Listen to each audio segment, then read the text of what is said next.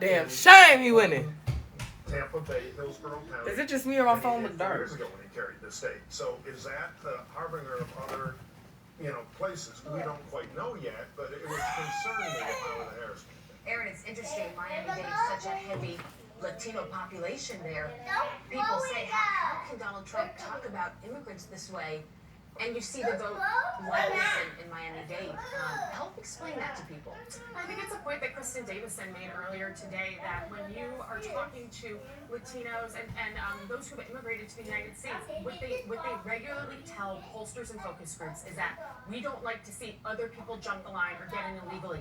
And we saw Trump really lean into this, especially in the 2020 cycle, not only on immigration, but on communism and socialism, right? You do have a heavy Latino community in Florida, those from Cuba, those who have fled communism. What happened? On that. And also in Florida, you have seen a structural change where the party there, the Republican Party, has done a great job of building inroads to be able to start not only flipping the state and voter registration toward Republicans, but starting to win up and down ticket in the state. It meant flipping school boards, including Miami-Dade, to Republicans in the midterms. This is a structural change in Florida that has moved it much more safely into the Republican camp going forward. And it's something that other states that have been swing states should be looking at as Republicans as a way to replicate it, to start making inroads and start bringing more people into our camp. Today, something that Trump has continued to campaign on is the immigrants coming to this country. To other immigrants that are here, they're taking your jobs. Yeah. They are threatening you. That is the reason why you are struggling right now. You wonder how much that message is resonating within the Latino community, within other immigrants that are in this country. As Aaron said, we came here the right way. We are working hard. We are doing our best. And we feel like this country is turned to a place that isn't as safe for us as we want it to be. Yes, and I cannot speak for the Latino community, but I can say that fear works. That fear is a great motivator. And if you tell someone that the gain of another comes at your expense, that can really trip a wire in our emotions and in our psychology. And Trump has been dismissed as unintelligent and ineffective, but his emotional intelligence, his ability to push those buttons, is above most that many of us have ever seen before. Doug, I think So that's... us versus them is the constant playbook of him and separating us from This each is a other. shame, y'all. We are prone to that and prime. I'm getting drunk if Kamala win, but I'm getting even drunker if Trump do Such a win. good point, Doug, and you understand the history of these elections so well. The idea I'm getting even more to that it. motivates people, and that is How's really been Trump Donald Trump's winning? number I one do thing not in know, society. brother. So Did you vote? Fear in people I that if you don't vote for him, this country is going to go in a terrible Trump. direction. You voted for Trump? This This is all your fault! As well. Like, It does. we can't Franklin vote D. Roosevelt's for famously Kamala nothing Harris. but Why? himself, because rallying the Trump country got on more. optimism with Trump his got more reveal votes? when he was Yeah. inaugurated But that don't mean in March nothing. 1933. We see Trump 180 from that, talking about fear. That don't mean of nothing, countries brother. going I down- vote down Trump. to You could basically- vote Kamala He Harris. did pick up on a nuance. He was Mhm. Cesar Yes, sir. Chavez, the great United Farm Workers leader who more That's a plazas dang and on shame. streets are named after. People That's don't a understand dang that on Chavez, shame. was for the Union, so he wasn't. They weren't keen on people Sister from Mexico vote for coming Trump to too. agricultural Oh my fields God.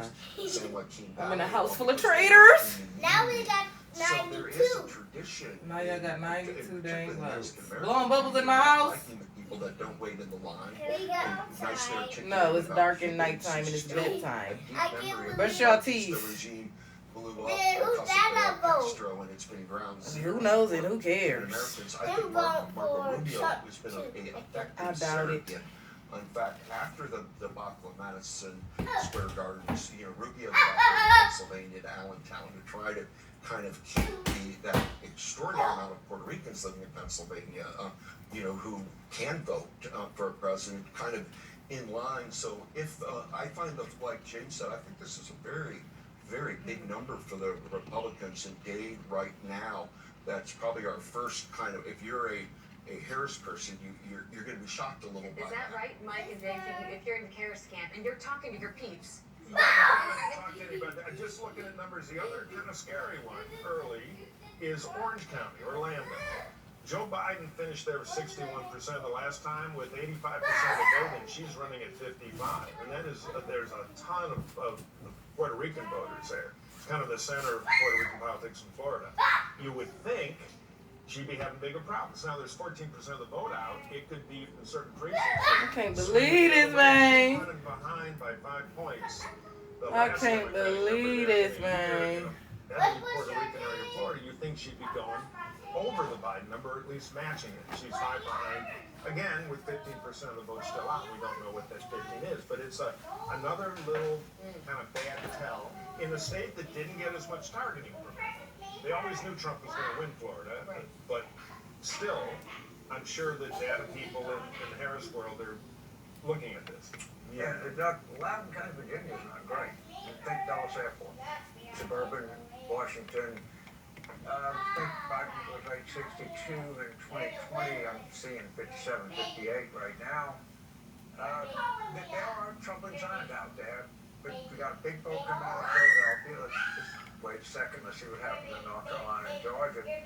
But I would be less than honest if I didn't say that early indications here are not sterling. It really is Pennsylvania though that everyone has their eye on. It could very well come down to that state. It's always been an important state, but we're talking about a 50 to 100,000 increase in Democratic vote in Philadelphia. So that Don't get it all over my counter. Should have told a lot. And some of the stuff I see out of Georgia is obviously more encouraging. Florida, anything is more encouraging than that. well, it's still early. This is fascinating In though. Wayne County, she's going to need Detroit to perform, and she's going to need in South Wayne County, Dearborn, not to have real trouble there. So we're starting to know the questions. We don't know the answer. Right. I will just say very briefly, climate change as I mentioned. I think 4 years ago in Florida it was climate. The fear was what's going to happen with hurricanes. I'm the only one to mention it. Will be mentioning it. It disappeared as this kind of issue. And look what they've dealt with in the last few months. That's what it's unbelievable.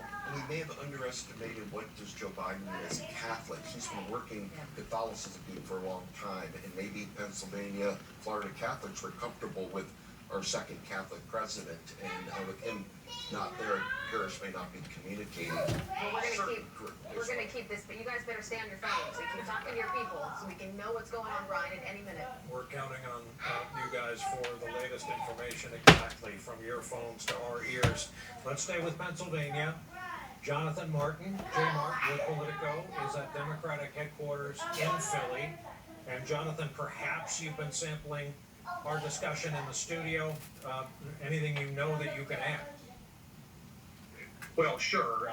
There's optimism in Philadelphia that they're going to be able to pull out, more raw votes from the city than Biden got 4 years ago, and then secondly, that they could actually get a little bigger margin. The turnout was running very strong most of the day. That was as of about 6 p.m., so a little bit over 2 hours ago now. So there is some hope that the Kamala can actually do better in Philly, which obviously she's going to need. Because, guys, the early trend so far is that she is lagging where Biden was in a lot of rural America. I've been looking at Georgia, talking to folks on the ground in Georgia, and she's behind Biden in the rural areas of Georgia, which is not shocking. But the question is, how much does she lag Biden in the rural areas? And then, how much more can she get out of Metro Atlanta? Now, the challenge we have right now, Brian, is that we don't know precisely what vote is in Metro Atlanta. You've got about 4 or 5 suburban counties around Atlanta with a lot of votes in. But we don't know how many of those votes are early votes versus election day votes. We don't know also what the mix is this time, because unlike 4 years ago, it was pretty clear. The Democrats voted early by mail, and the Republicans voted on election day. It's less clear this time. I say all that. So, for example, a place like Rockdale County or Fayette County outside Atlanta, where right now Harris seems to be outperforming where Biden was 4 years ago, with like 70% of the vote in. Is that going to get better for her or get worse for her when the final 30% come in? That, I think, is going to decide Georgia. What are the remaining votes in Atlanta and its suburbs, and how much more can she get out of it? And is it enough to compensate for her lagging Biden across rural North and South Georgia? So we're going to start that well-honed election night tradition of referring to these metropolitan areas and their collar counties, their surrounding suburbs, as the potential firewall areas for the Harris campaign.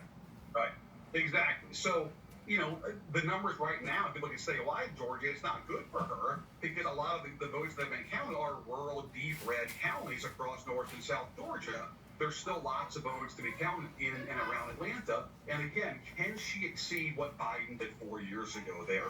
Yeah, if she can't, she's going to lose, and I think lose soundly in Georgia. But if she can, she has a chance to prevail in Georgia. Because right now, I can just tell you from the internal targeting and modeling of the Harris campaign, some of these rural counties, she's actually slightly off even what they anticipate. And clean So up that that's a room. warning sign in rural Georgia. Now, the better news in the suburbs, but again, we don't know what part of the vote is still out. You know, Brian, we famously had the red mirage 4 years ago, right? And the question is now, you know, are Democrats the ones voting on election day? I thought that was Benny Clyde. Oh, shit. This time, much like they did 4 years ago. We just don't know. And I said at the Oh top shit, of the I hour, can't show the TV. See, I when you told go y'all. through election history, the other thing you realize is how much Biden ran it up in a lot of areas last time. No, he sure did. And, like, there's no question that Biden did better than Hillary Clinton in a lot of suburban places. And the reason why he carried, you know, places like Michigan and Georgia and Arizona that Clinton couldn't carry 60, Brian, was because he did get more out of the suburbs. And so, yes, the burden is on Harris to squeeze even more out of that orange, to find even more juice from the big cities and the collar counties in Detroit, in Phoenix, in Atlanta, in Philadelphia, in Milwaukee, because that's the only path she has to victory, because she's clearly going to do a couple of points worse than Biden did in the rural parts of this country.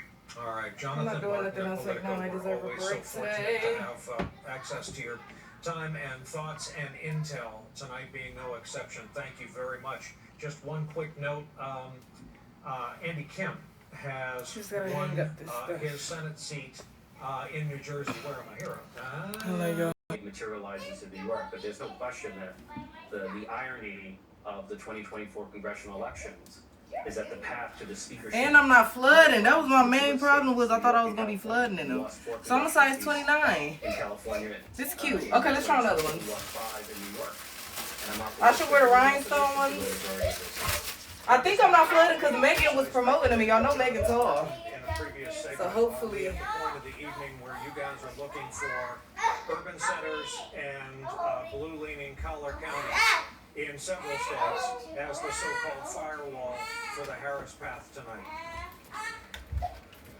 Look, there have been reports of strong turnout in Philadelphia. Well, I might be Not flooding in necessarily these the ones. simplest path to 270 for both candidates runs through Pennsylvania.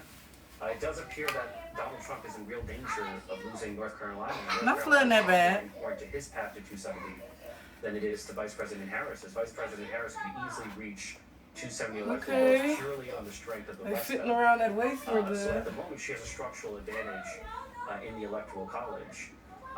You know, it would be ironic if Vice President Harris wins largely on the strength of the white vote in the Rust Belt, whereas Donald Trump overperforms among people of color in the Sun Belt. That kind of result would not come as a shock to me.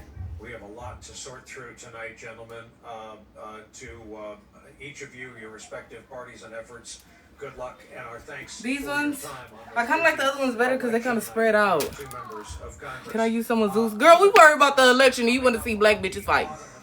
No, no, no. That will mean the polls have closed. Them high waters, no, because I'm wearing boots. So it don't matter. We got matching jackets. So like I said, I'm red. So I got the red and white with a red jacket, a red fur jacket. And then I got the red furry boots with the clutch purse. My sis pink with her pink furry jacket with the pink furry boots. We're gonna be so cute. The first pair, okay.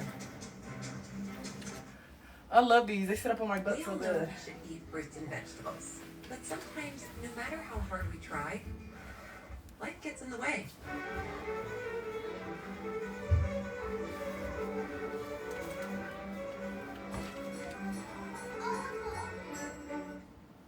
Simplify your nutrition with Balance of Nature supplements. Here for you in life's busiest moments.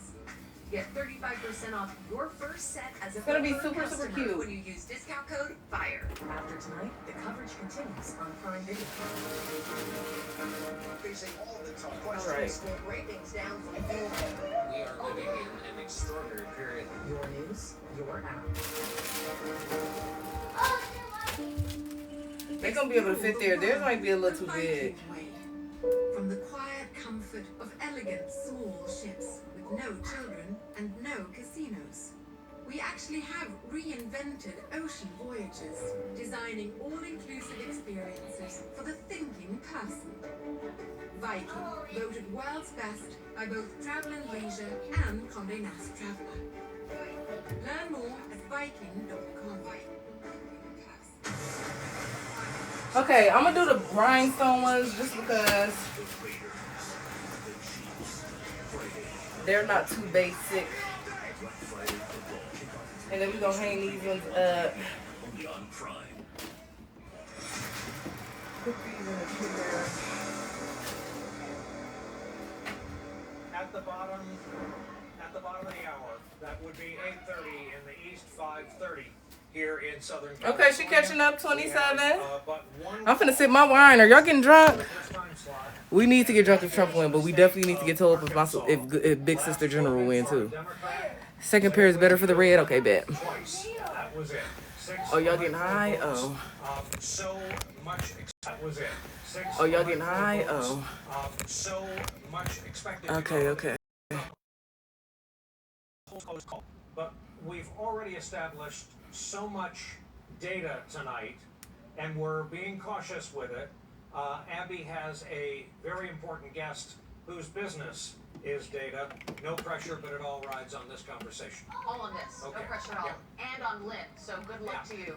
I love it when you're here because you have the goods. You are back there punching in all these numbers, and you're going to give us some exit polling just to give us a sense of some of the trends that we're seeing. How much can that tell us about what's going on this early in the night? Well, you guys are absolutely right. We don't want to make too much of this because, of course, people are still voting, and we want to let that play out. But we do have some early numbers, and it's going to help us make sense of how the race is being shaped. So let's take a look. So the first question I imagine was, what were the top issues that people voted on? Was it immigration? Was it the economy? Was it abortion? I don't even think I got Shari's number on this Here phone. we go. Very good stage. So this is for Kamala Harris. Walk us through the most important issues for her versus Trump. Yeah, so these are actually the things that voters said they had on their minds when they made up their decision. And you can see that the state of democracy and the economy are driving the story tonight. And if we look over at the Harris state of voters, democracy and the 59% economy. of them saying the state of democracy is what is the one thing that led them to their decision, followed by abortion. But then if we look at Trump voters, we see something different. 54% of them saying the economy. Look how different these numbers are, though. That's where we are, Abby. Wow. Okay. Well, this obviously doesn't tell us everything, but it just gives you a sense of how people Hello, y'all. are Y'all on feeling my over the phone. voting booth. And another part of tonight people have been asking, are people voting for a candidate or are they voting against? Yes. Did you find anything on that? Yes. In fact, we've asked people if their vote was mostly for their candidate or against their opponent. And we heard a lot about the double haters in this campaign, that people were dissatisfied, but we can see overall voters are voting for their candidate. They are team players, and that is if you're a Harris voter or if you're a Trump voter. A little bit of a difference there, but again, these numbers aren't final. They'll change You throughout the have night. more people that voted for Trump saying they voted in favor of him versus against. Harris. A bit less for Harris. Yeah, but the takeaway is this is something America That would make agree on. sense, though.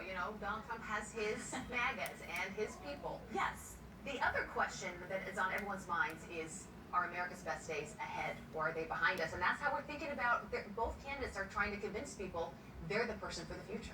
Exactly. Or that the past was better than the future. Right. And so what do people think of that? Among all voters, 64% of them said America's best days are ahead of us. But again, if we look at that broken out by Harris voters and Trump voters, we see some differences. Harris voters are overwhelmingly invested that America's best days are in the future. Trump voters aren't so sure. It's a mix, 50-50. Well, he was president before, so they want to give him a little credit for those 4 years that he was in office. Maybe that's what they're thinking. This is fascinating, Lynn. Keep punching those numbers. Give us anything that you hear. Absolutely. Please. All right, Brian, over to you. Thank you. We have Just a few updates here that, with our promise to report other reporting, I wanted to pass along. Associated Press, Josh Stein will follow Cooper into the governor's mansion in North Carolina. That election's been called for Josh Stein. NBC reporting this Texas Senate race that is widely watched. Ted Cruz has what they're characterizing as a slight lead. And NBC has just called Delaware for Kamala Harris. Expected blue state. Yes, yes. Important little thing I want to read to you from the Associated Press. Trump has a lead in Georgia with more than a third of the estimated votes counted. Not every county has reported results. Among the counties with no votes reported, about an hour after polls close, are the big and Democratic-leaning, as you heard, Atlanta suburbs, DeKalb and Gwinnett. But more than 4 million Georgians voted before Election Day. We're walking through all this. And Gwinnett will be interesting when it comes in. Jessica Yellen, I am looking at you to take us to the next chapter. Thanks, Brian. I'm back with our roundtable to discuss those exit polls, and I'm joined again by Congressman Tim Ryan, Canty Crowley, my former CNN colleague, Kristen Davison, and now we're back with Garrison Hayes, a content creator, filmmaker, and correspondent for Mother Jones. Garrison, you haven't had a chance to speak, so I thought I'd take it to you. We just heard these exit polls that I found somewhat surprising. It said that the top issues of concern to voters were first, the state of democracy, 37% of all voters. Next, economy at 33%. Way down, abortion, and then followed by immigration. Who does this benefit? It's a good question. I think that, the issue of abortion has been central to the Harris campaign. They've wanted to make this election about abortion in hopes that it would favor them. But in my reporting with Mother Jones, a lot of the people that I've spoken to have talked about the economy being a central issue for them. And I think we've seen both candidates talk about the economy. Economists have been pretty clear that Donald Trump's plan for the economy would be devastating for the country. But most people still believe that Donald Trump would be better for the economy. We, of course, saw Kamala Harris talk about her opportunity economy, targeting that specifically to younger black male voters. And we'll see if that actually got through, which is, I think, the big issue here is whether or not that messaging has cut through. Kristen, one of the themes I hear when I talk to Democrats is that, well, Biden has done all this work to bring the economy to probably a soft landing. The economy as a whole is doing really well, and yet voters feel terrible about the state of the economy. How has former President Trump been able to capitalize on that, and is it really about prices?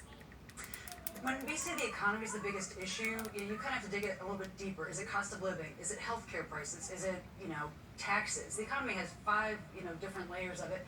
I think the major difference between the Biden-Harris administration and the Trump campaign is that very early on, back when Biden was at the top of the ticket, they spoke in charts. They would have charts saying, the economy is working. Look at how great the economy is. Why are you saying it's bad? It's so great. And Trump, what he's always been good at is meeting people where they are. And saying, I feel your pain. I'm here to help you. This is the second one. I know that you're making hard decisions on whether or not to send your kid to soccer camp or pay for a babysitter. I know that the everyday struggle, he talked in terms of people, which historically Democrats have done better.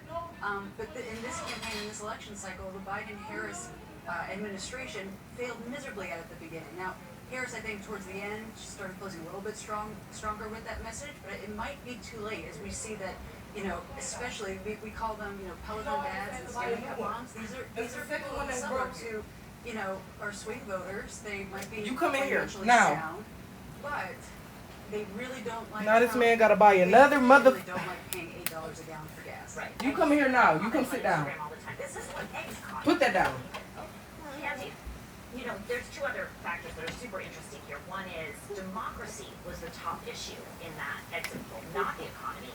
And then abortion didn't rate as a top issue. Which to you would you like to talk about? Your Candy Crowley, I'll let you decide. Well, I was going to say, I said a little bit earlier, I think if I was going to poll and they ask me, like, name, and they give you a list of what was your top issue here, I don't think I'd say abortion. Even if that's what drove me to the poll, I'd probably say democracy or something. Because I think it's a single issue, abortion, and I think when you throw women to the poll, that maybe going in there, when you come out and do this exit poll, you say you have democracies at stake because freedom, what matters is freedom to have control over your So why was you playing by the body, vase? that kind of thing. And so they sort of tried to translate Why? it into democracy and freedom. So that doesn't surprise me as much. And I think the economy clearly is something that everybody. You know where you can play that at? In your room, in Chris' room, up here in the hallway.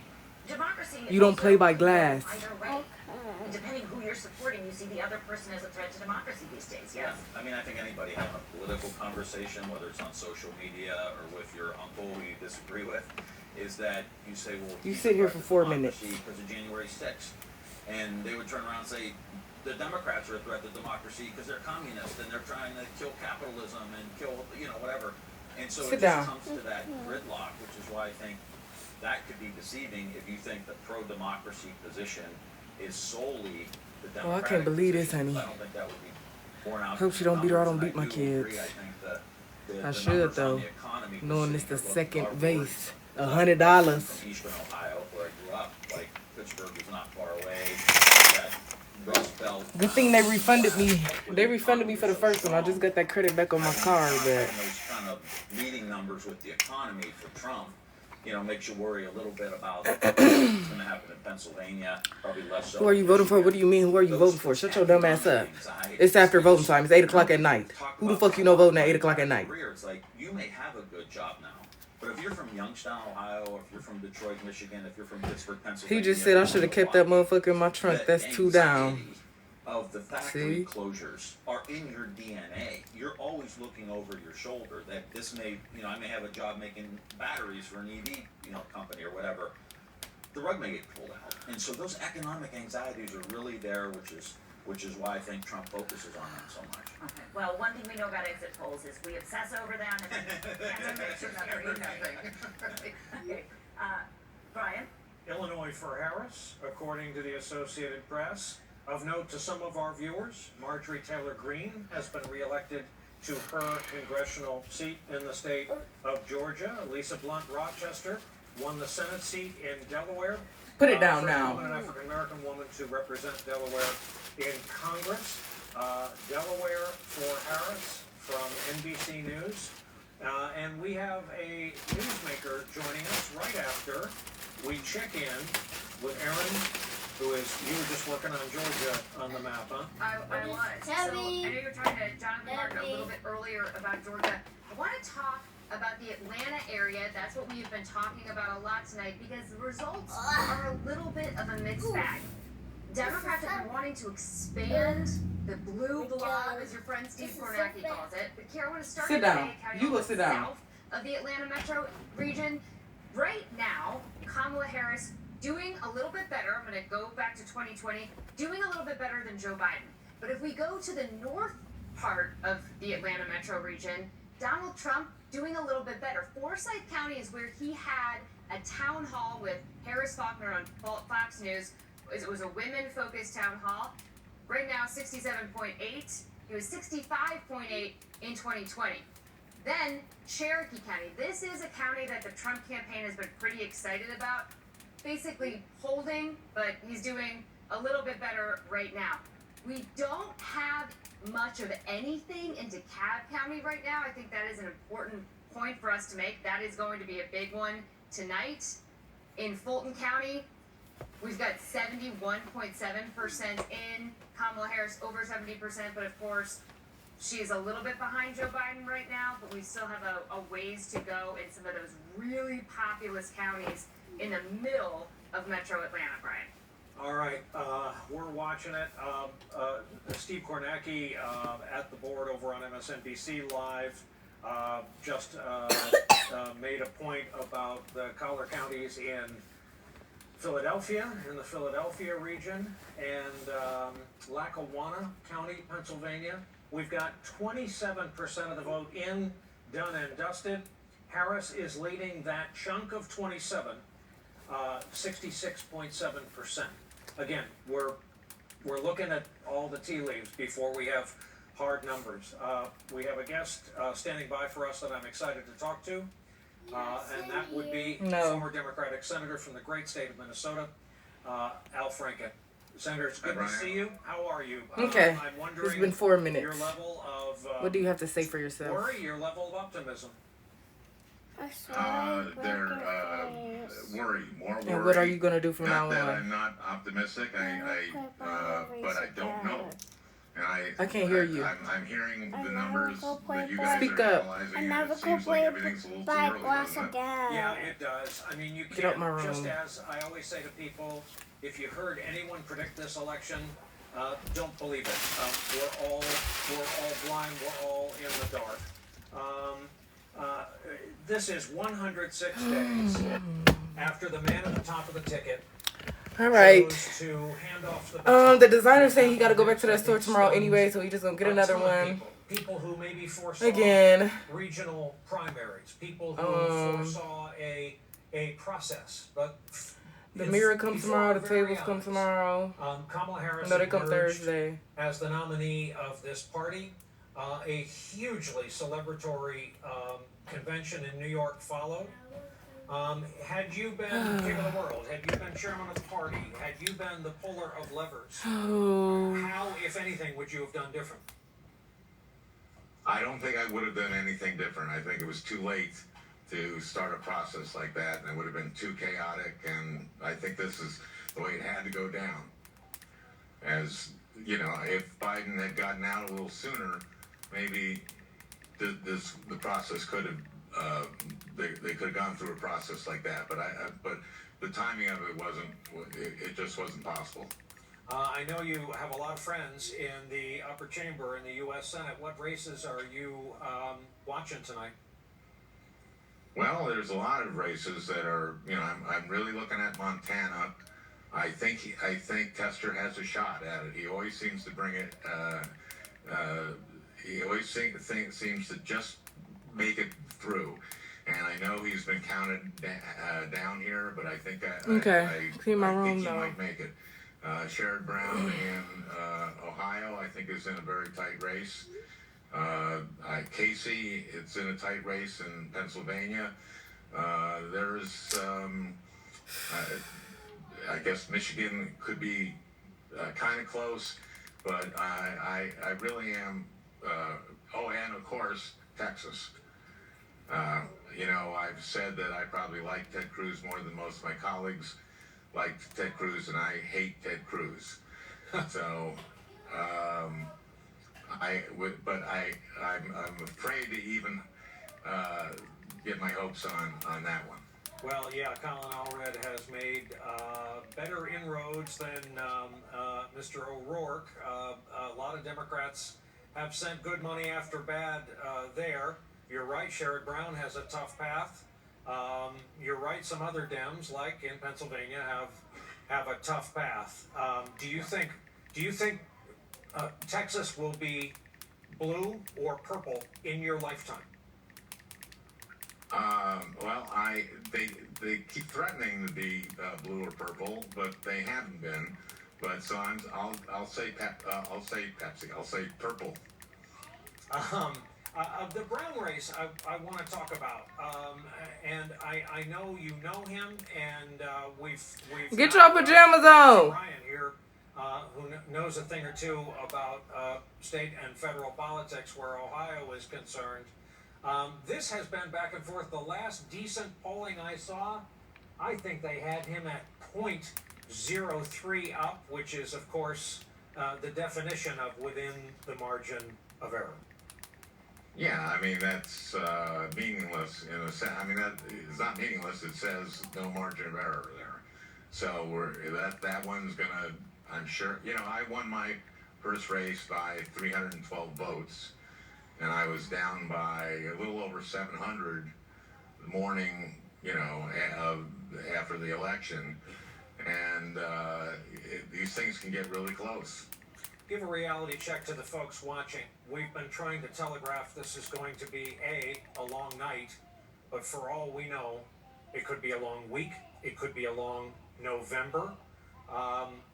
when do you think, ballpark, when do you think we'll call the presidential race as a country? Oh, I think it'll be by Thursday. No, I have no clue. God, I almost went for that. Known you a Did you? long time. Yeah, No. yeah, your delivery still snappy. Okay. Yeah.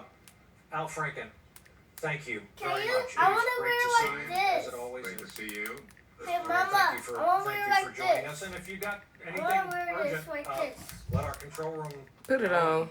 zoom back in. Let's bring in our And then I want you larger to group. zip I it. want to get their take on our conversation with Al Franken and Okay. the concern on Now, his can face. you zip the back? Concern, you know, you mentioned President Joe Biden. We Now, haven't talked can about you him zip really at all the back? tonight. And No. I couldn't help but think, one, where he's sitting watching this.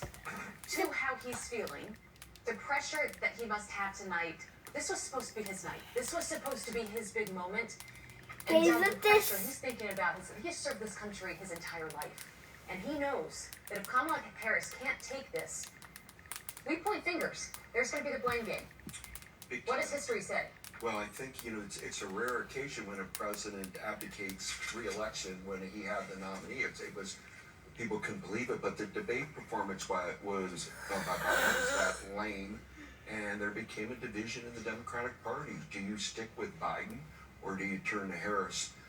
And I think, considering the time... No, because if you got to use the bathroom, you're going to pee on yourself. So no, put it on regular. They did the handoff well. That room better be clean. To Harris in the Democratic convention, Chicago was great, and Harris. Oh, when another video drop? Oh my gosh, I keep forgetting about YouTube, y'all. Something around the VP debate when I literally keep forgetting about YouTube.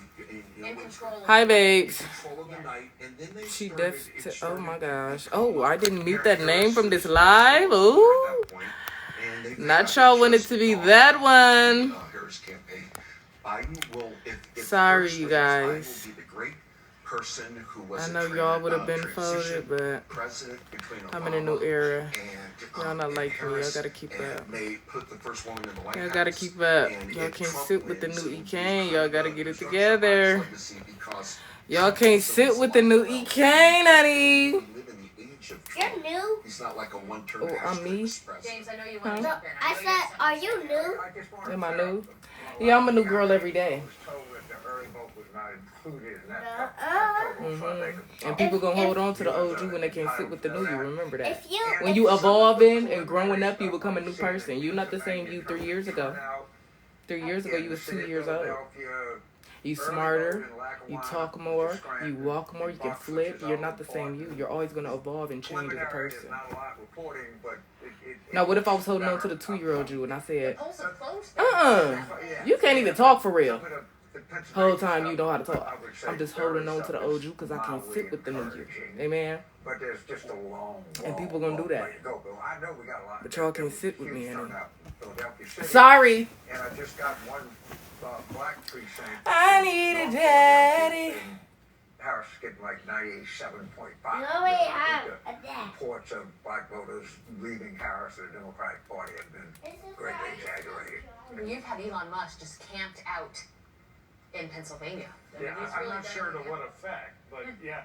Well, he got Joe Rogan's endorsement thanks to Elon Musk, who has 11 million viewers. I need a daddy. That's nothing. Can you bring me a Sprite mix? A lot of it's predictable. There aren't a lot of swing voters left in America.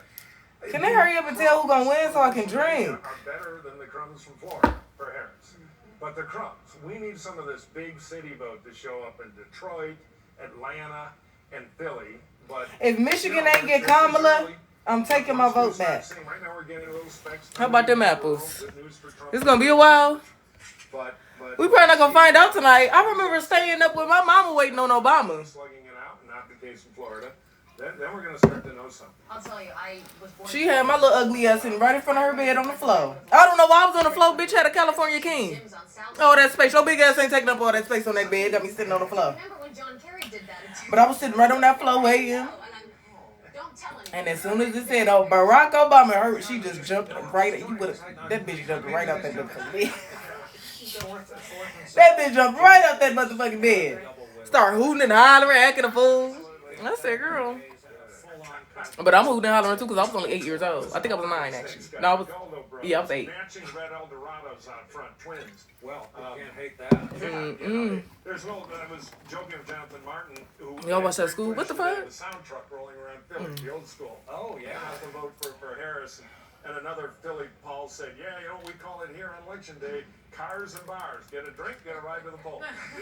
So it's all happening. I mean, there's a real war for Pennsylvania going on. Here's a speculative question about Florida from earlier, which is do you have any concept of how much of that is due to people who've moved to Florida as well and changed the demographic of that? That was a self-selected. Well, you got to factor in COVID as well.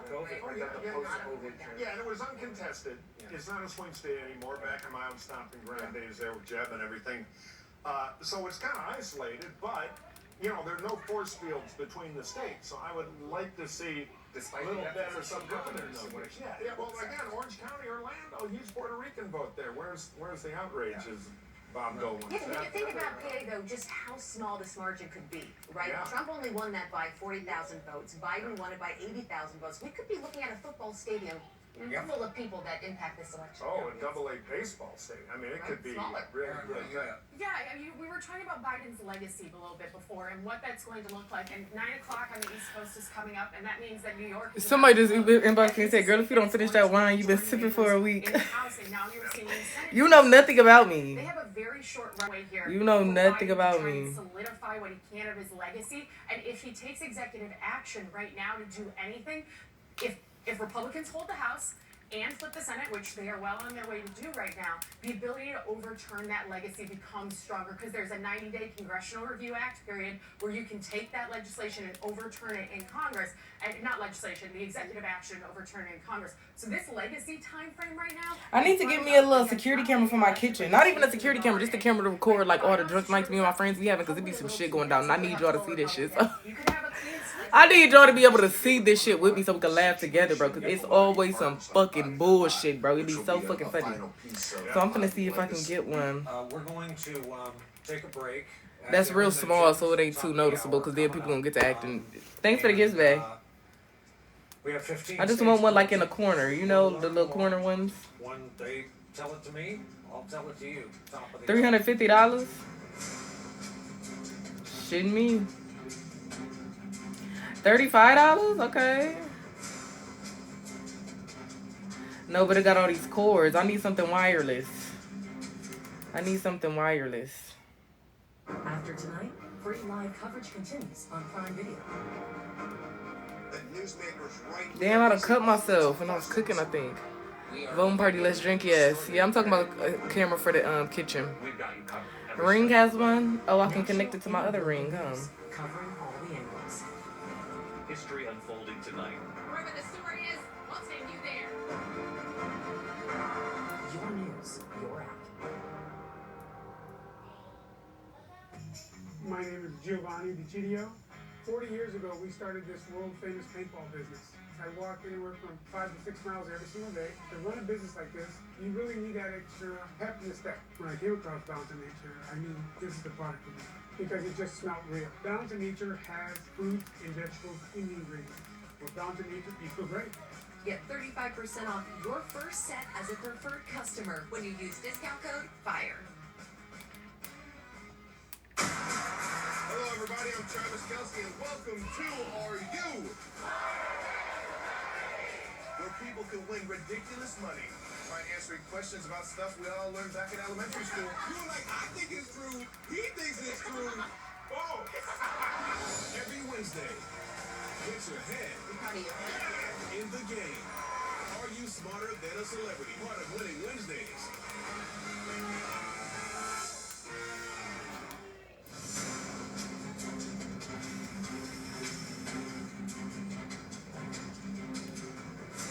I forgot Benny got damn insurance. I think they kicked me off mine. I ain't pay mine. 15 seconds, 10 seconds. How the fuck the cat got insurance and I don't? This is a damn shame. We have 15 states closing, and if past performance is any guarantee, we will have some calls at poll closing. Let's roll the animation.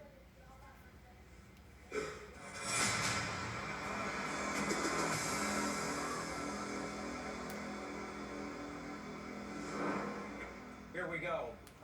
Kind of the heart of the evening as poll closures are considered. Arizona, 11 electoral votes at stake there.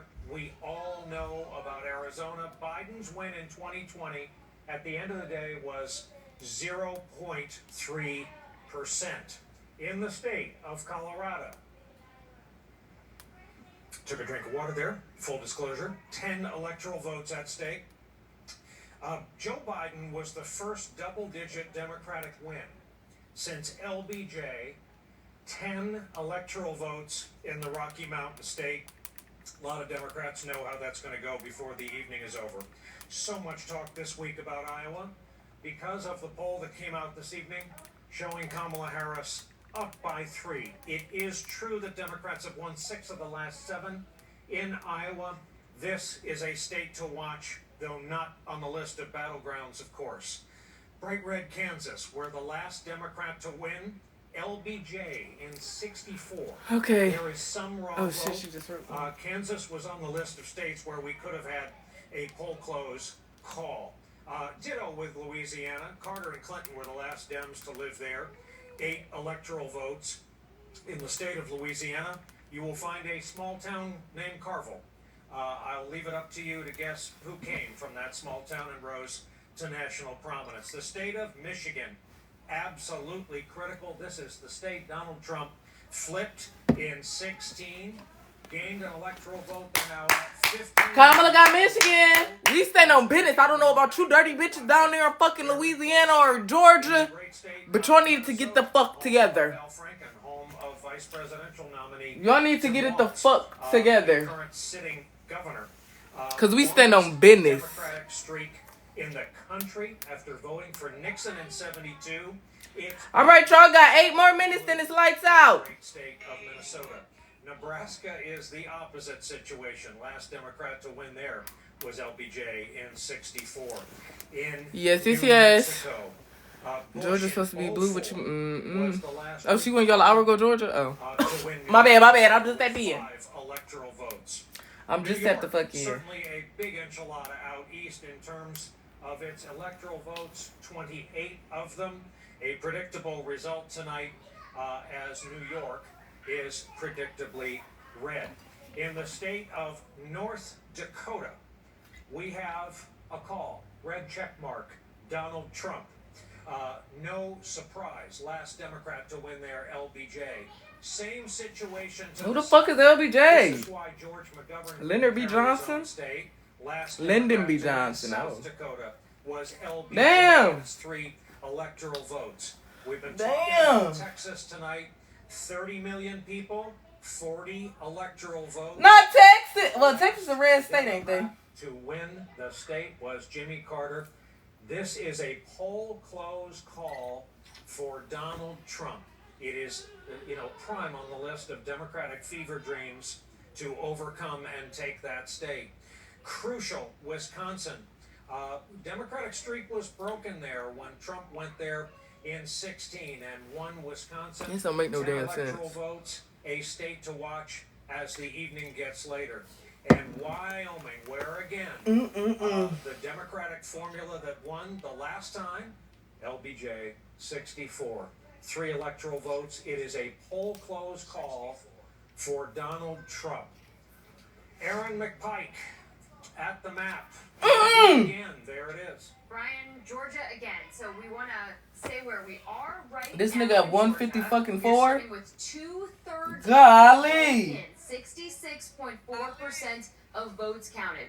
Right now, Donald Trump just under 53%. Kamala Harris under 47%. Again, we have 1/3 of the vote still to go. A lot of this is election day votes and then a little bit of absentee mail ballots that are going to come in later. Obviously, so far this is good for Trump. I want to show you where Democrats may be looking for some good signs. First, we're going to start here in Augusta, the city. We've been talking about Atlanta all night. I'm just going to start here in Augusta. Right now, Kamala Harris at 69.1% of the vote. She is running ahead of Joe Biden there. Another little tiny county I want to talk about for a second now.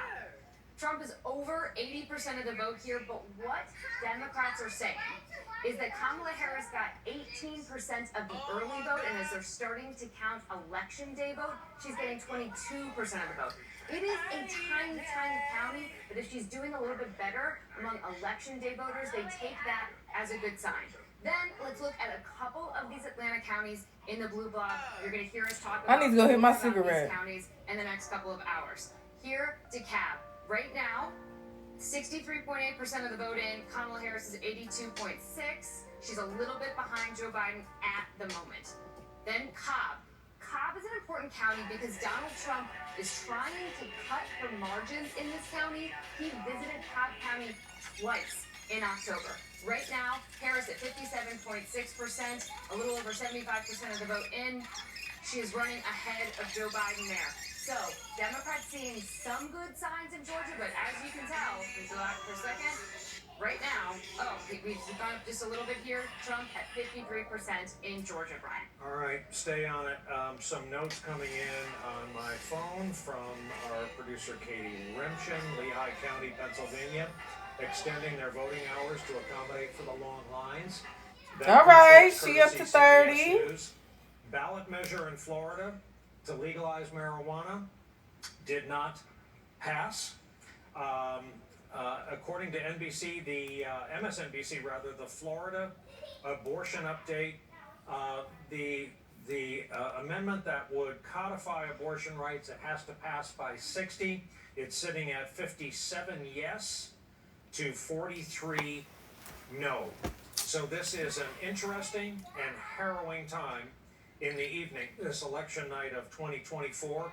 A good time to bring in our next guest from the battleground state of Pennsylvania, from a critical congressional district in Pennsylvania.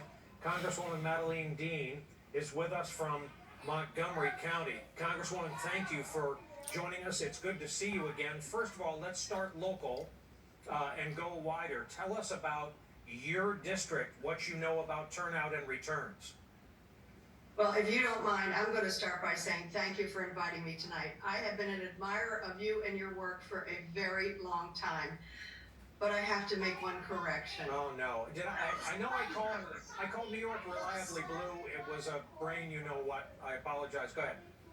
No, cheesesteaks, Delisandro's. No, it's Jim's at 4th and South Street. I'm sorry. Or don't forget, in my district, Rockies in Glenside.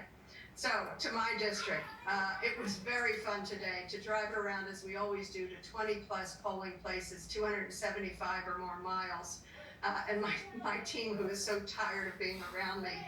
But what was really different today, Brian, was the long lines, the calmness of it, the certainty of it, that people really, of course it was a gorgeous day, but they wanted to be out on this gorgeous day, actively participating in this historic election. And so what we saw in my Montgomery and Berks counties, it's the 4th Congressional District of Pennsylvania. We say Montgomery County is the key to the keystone. You know that historic reference here. And I really believe the high turnout here, especially among women of all ages, especially among young people on college campuses through my district and beyond. Do you know that at Lehigh University, lines were getting to the point of 7 hours long, but people were staying as the community and the election. All right, lights out, get in the bed. Trying to deal with it. So we see extraordinarily high turnout. The room better be clean. And I've also been in touch with folks in Philadelphia County. Are you confident that hang on. We have a call. Congresswoman, stay with me.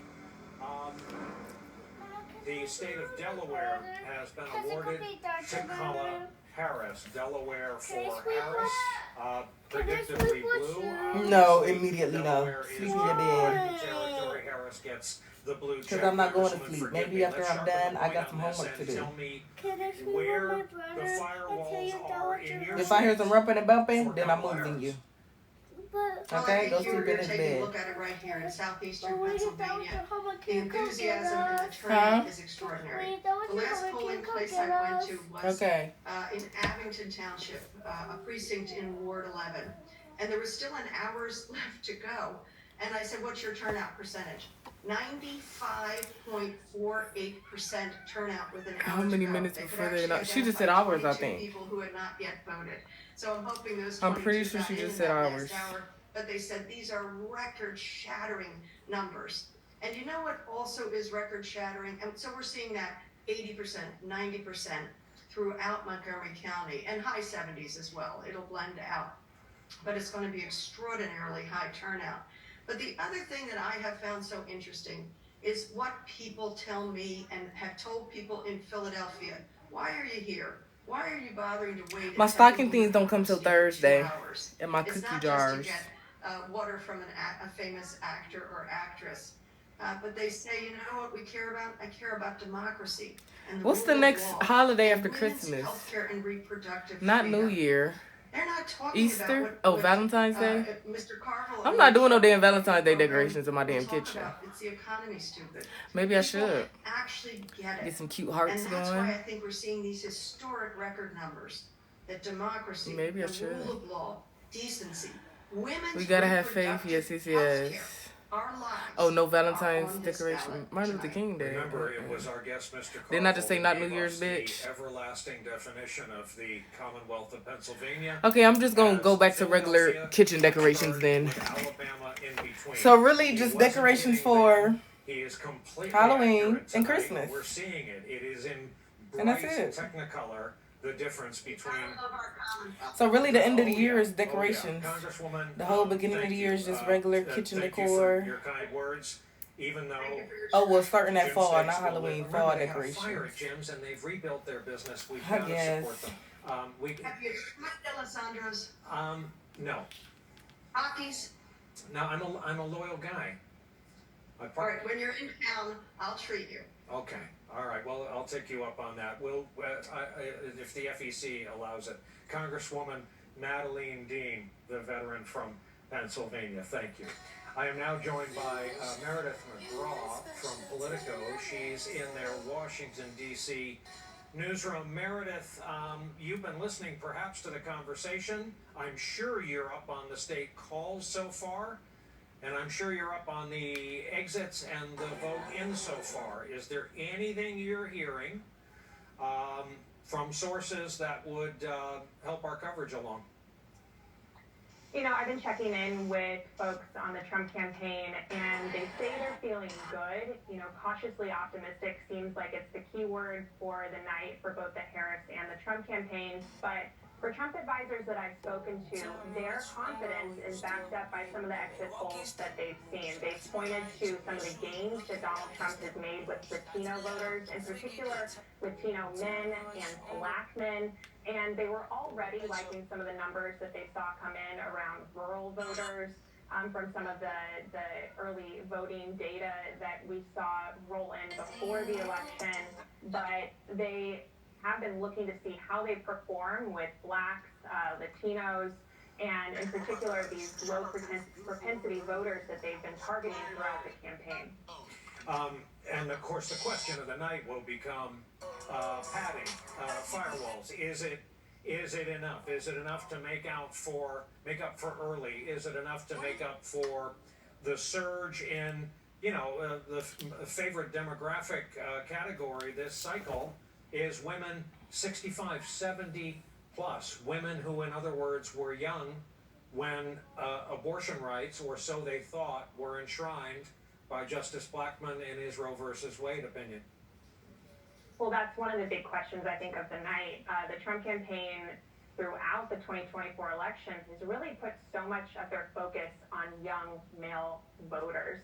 And one of the things I'm going to be watching for is if they're actually able to drive these voters out to the polls and make a difference in some of the major gender divides that we're seeing and the gains that the Harris campaign has made with women voters in particular, like you said, who have been drawn out to the polls in the aftermath of the Dobbs decision and in response to abortion. Did you find poll close call for Trump in Florida notable, especially given, Democrats are going to hold out hope that they're going to get that state someday? but they're going to get that state someday. I think there are a lot of targets on the map. I'm also looking at Texas here tonight, which is another state where, we're closely watching the Senate race in that state as well, to see what happens there too. Meredith McGraw, thank you for your time. We know you have a day job and a night job on a night like me. Is lights off? For updates as they come into me. MSNBC reporting Trump is doing better with same-day voters than early voters in North Carolina. You good? Hell no, I'm not good. Trump is at 150 fucking 4. Leading the contentious Nebraska Senate race with a third of the vote in. He's up at 59.1%. Again, the latest Florida abortion measure update, 57% yes. The threshold is 60. Harris, this is according to MSNBC, Harris trailing Biden. Many rural counties with a high population of black voters. We have discussed this. Seems to be a trend that leads them to think Trump might be getting over-indexing in the black male vote. Harris still winning the counties as of now, but her numbers don't match up to Joe Biden. Tara Palmieri rejoins me here. Yeah. You've got a lot of notes, and I was watching you on your phone. Please share. Yeah, I've been in contact with sources in the Trump campaign just to see how they're feeling, and a lot of what you were reporting on is what they're also sharing as well. There's glimmers of hope when it comes to seeing these really sagging numbers with African-American men. They've been looking at this county in Florida. We know in Florida we get earlier returns. Duval County, it's in Jacksonville. Biden won it by 3.9 points with 73% of the votes in as about an hour ago. Trump was up by 0.4. It's 30% black, so they're sort of using it as a model for Georgia, right? Obviously there was some new NBC exit poll on Wisconsin that just came out where Trump has more than doubled his black support, they're saying. He won Wisconsin by 8% black support in 2020. Now it may be as much as 20%. So that has been the hope for the Trump campaign, is that they're making gains with African Americans. At the same time, just a few hours ago, Stephen Miller, who is one of Trump's, top advisors, tweeted out, "If you know any men who haven't voted yet, get them to the polls." And so I'm also hearing from sources in Nevada that, they're concerned about that fact that there are a lot of under 30 voters coming out in Clark County. This is the GOP, and a quarter of them happen to be women, and that is assuming that these women who are lagging in early voting are voting for Harris, and so it kind of goes both ways. It really comes down to whether these wealthy suburban white people will end up voting for Harris or Trump is what they're sort of thinking, because between the gains made with young people like at Lehigh University, there are long lines in Pennsylvania. And Temple University. There's a lot of anxiety about that in the Trump team, but you see these sagging polls, with African American voters who they were targeting with inflation and crime advertising. If they make some gains there, that's enough to kind of counteract that. And remind folks watching who may not have followed the molecular progress of this campaign the way we did. How did the Trump team go about their courting of black males? It really started almost a year ago, a little bit before that. Around the time of the primaries, they started courting African-American males through social media, like low-key kind of like networks, TikTok, influencers like Charlemagne the God and others, and they were very subtly sort of talking to them, not outright in like a, Trump is here to save you, but it was like a kind of a small creep to get out the message that like inflation and crime, they were really hindering on your ability to be a provider in this world, to be able to have some economic strength. And that's really seen as something that is a strong issue for them when they're going out to vote more so than anything else. And then they became more overt in their outreach to black men. Trump has said, "I will create more black jobs." I'm sure you remember that. Then he started going to barbershops, speaking directly to black voters. And, he has African-American surrogates like Byron Donald, who's a congressman from Florida, who's out there speaking for him.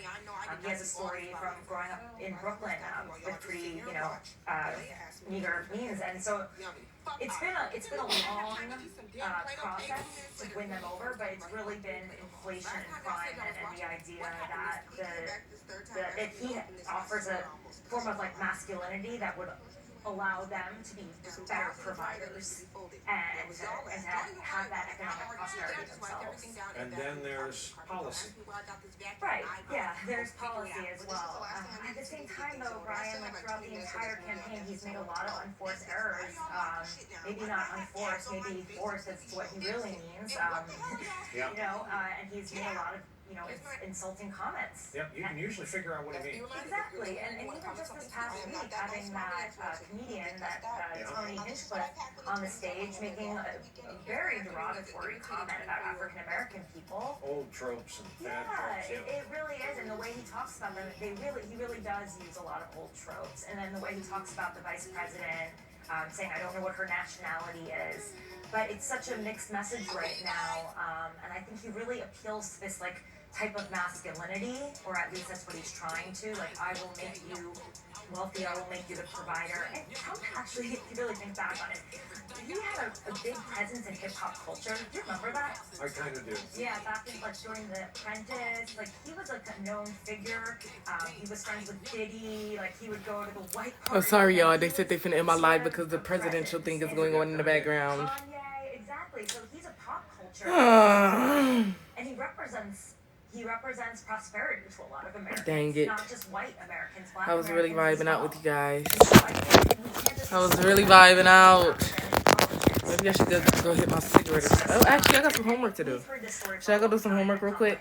Was really sagging with Or no? African American men. She's been doing her outreach herself. You wouldn't have Obama out there on the campaign. Thanks for the gifts, babe.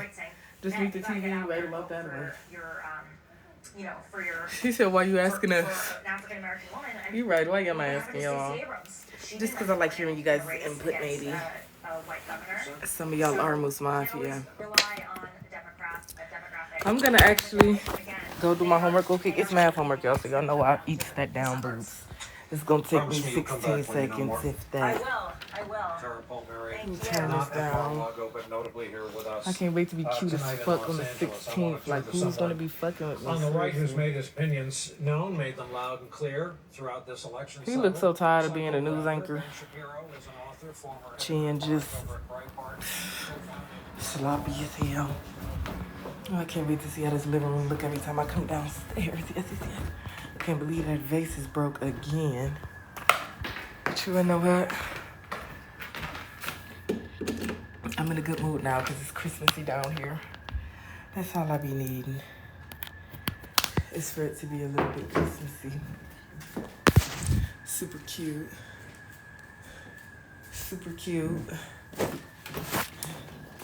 And a lot of my stuff comes tomorrow, y'all, so.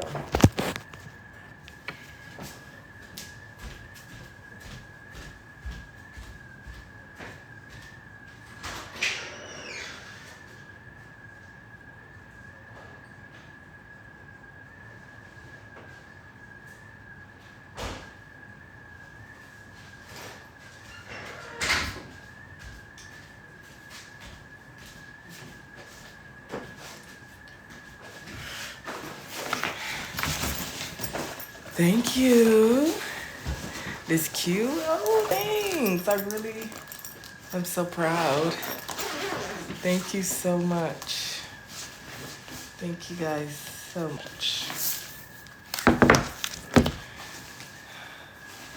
My kids walked in, they wasn't even excited. I think I'm starting to do too much for my kids. I think they need to know what struggle is for real. I think they need to know. Maybe you just was ugly as fuck. They walked in, they're like, where's the Christmas tree? I'm like, damn. I done spent 40 damn minutes on these bows. I done got the fucking snowflakes on the ceiling. And you asking me where the damn Christmas tree at? I think it's about time I make them struggle for a little minute. How about that? I think it's about that time I say no to a couple things. Put my motherfucking foot down. That's what I think. Put my fucking foot down in here. Put that on the screen. It's this Disney World picture. that I've been meaning to change, but it's just not a priority right now. Honestly, it doesn't affect me. And it shouldn't affect you either, sister. All right, this is gonna be fast, y'all, because I've been in my bag, y'all. We've been in our A equals PERT knowledge check. God damn.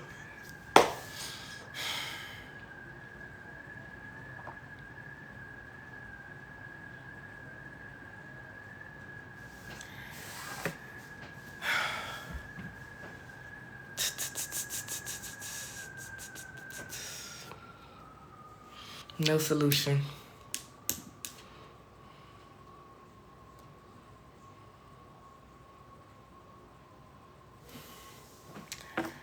What the fuck? Why would I have a knowledge check right now? Like,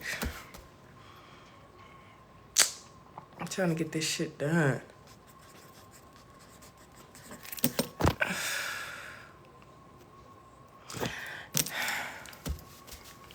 Never gave a damn. I ain't never gave no fucks.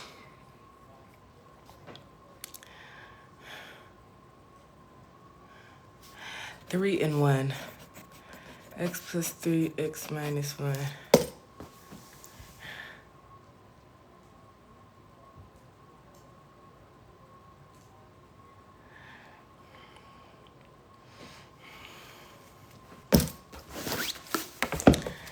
They trying to trick me up. They trying to set me up to let me up.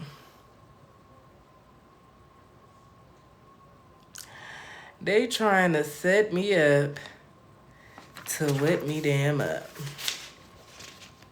That's what they're trying to do. And it's not gonna happen.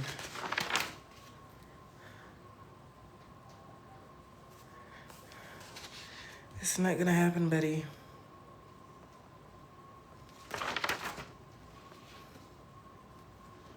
This was a knowledge check, right?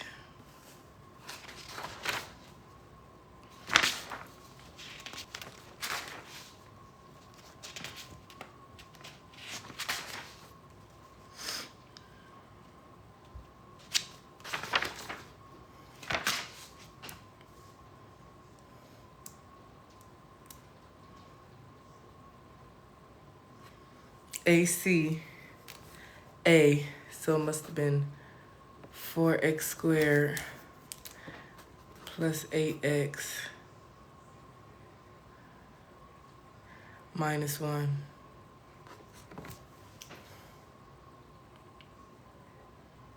Negative b plus b squared minus 4ac. 4ac. Negative did negative 4 and 8.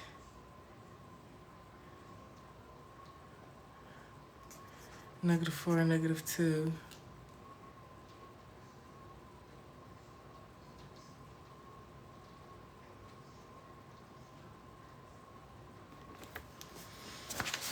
I guess I gotta do the quadratic fucking method instead of the easy factoring thing.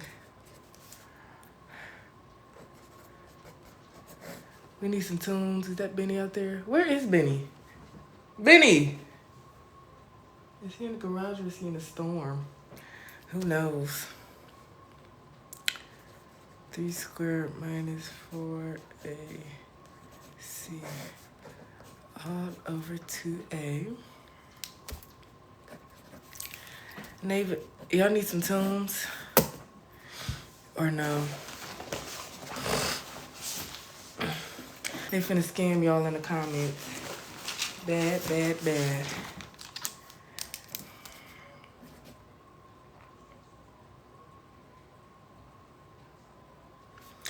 It's 9 minus 16 over 2.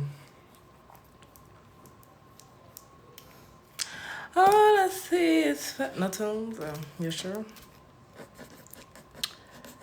9 minus 16 is negative 5.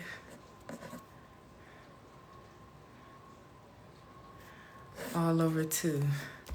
So it'll be negative 3 over 2 plus square root of 5i over 2. or -3 minus square root of 5I over 2. -3 over 2 plus, we could just do -3 plus square root of 5I over 2. -3 plus square root of 5I. I wonder last time did they make me separate them though? I wonder. -3 minus square root of 5I over 2. Submit. How many questions? My fucking MacBook finna die. 5%. Fuck it. If it dies, it dies. Why is it storming? Where's the snow? I'm in the Christmas fucking spirit. I'm in the Christmas damn spirit.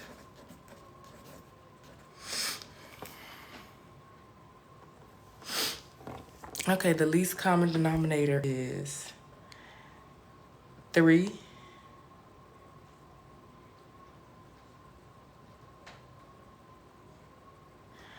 Is it 3? The LCD, can it be lower than the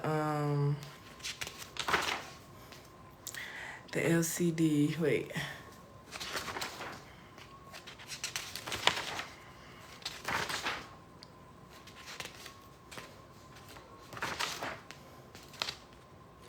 Least common denominator. The LCM of 2 and 3 is 6. Least common multiple. Least common denominator is 6.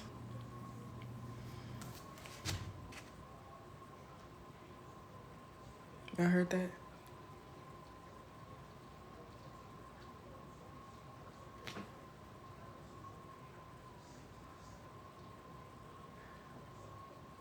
Somebody in my garage.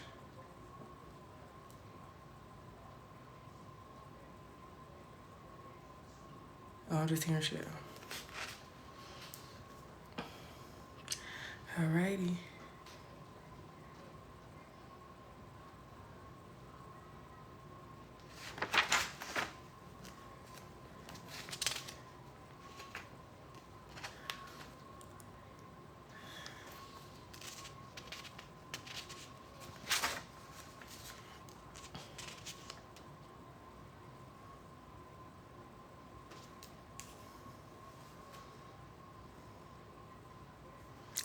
I think it is 3.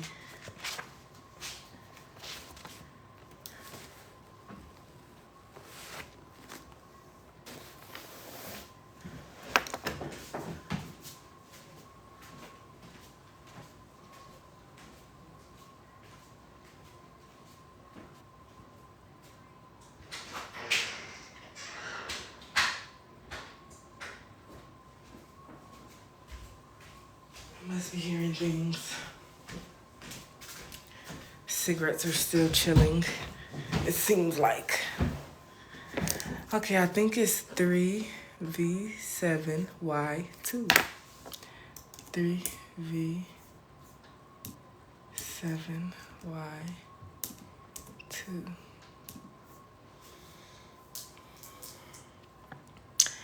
Graph the equation is what they say. I'm gonna go ahead and use my calculator.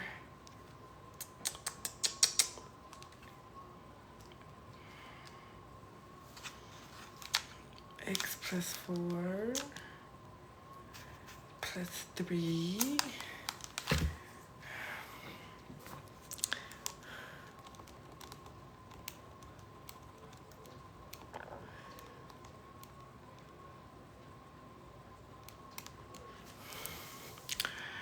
So if we got 2 plus 4 is 6. 2 plus 4 is 6. -4. Oh no, we can't do that. Okay, let's do -4. -4, 0. -4 plus 4 is 0. So that would be 3. Let's see if I got 0, 3.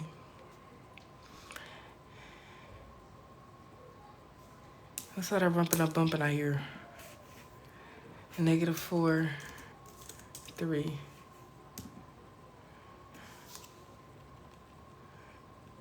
Oh, that's at the top. Okay.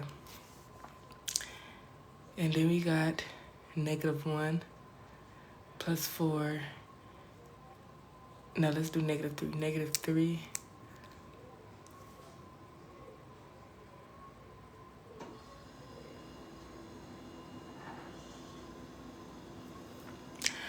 Negative 3 plus 4 is negative 1. Absolute value is 1. Negative 4 plus 3 is negative 1. So negative 3, negative 1. Did that make sense? Negative 3, negative 1. So that means negative 5. Negative 3 plus 4 is 1 actually. That's still negative 4. Negative 5 is negative 5 is negative 1, 2.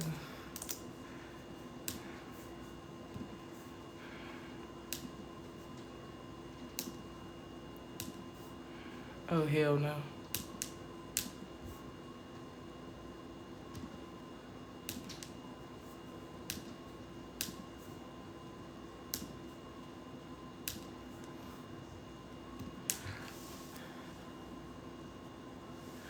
Simplify square root of 45.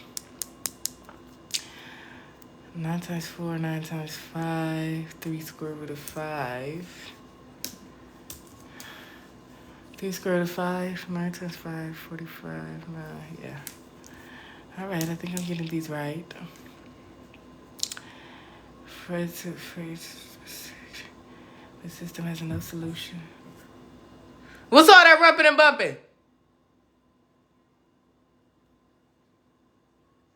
They better be in that bed.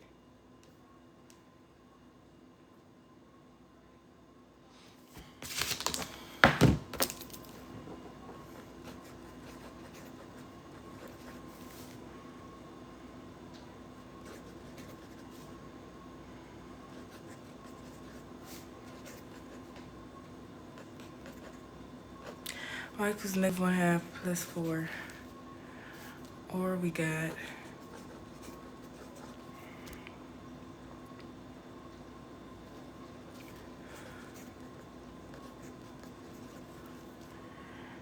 y equals negative 1/2 plus 4 again.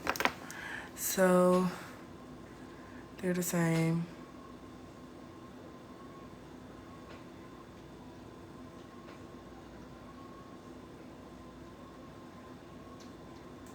Yeah, they're the same. So negative 1/2 x plus 4.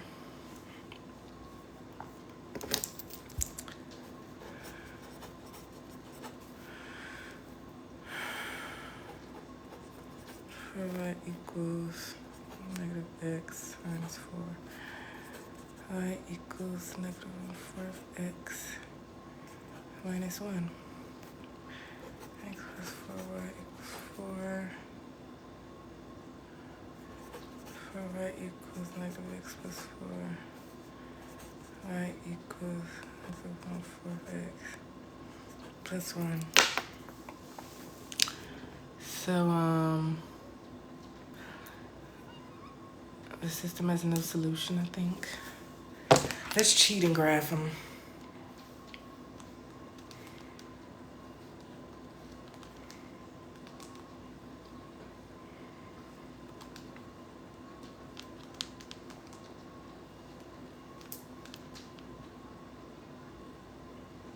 Yeah, no solution, okay. Oh, they have the same slope, so they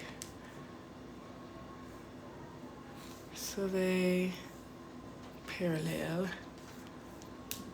All right, period, poo, period, poo. Line 1 and line 2.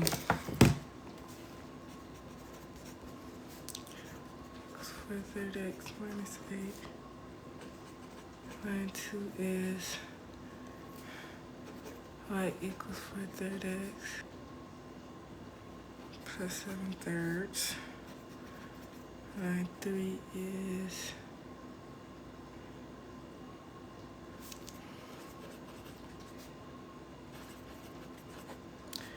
line 8 divided by 8. Y equals 2 thirds, 3 fourths, 3/4 x plus 1/4. Line 1 and 2 are parallel because they got the same slope. Line 1 and 3 are, I want to say perpendicular, but is it only when this is negative or, let's cheat.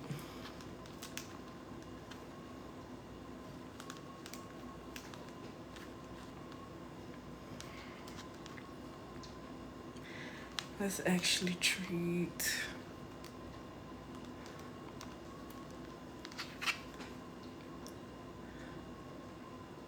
What the hell is that?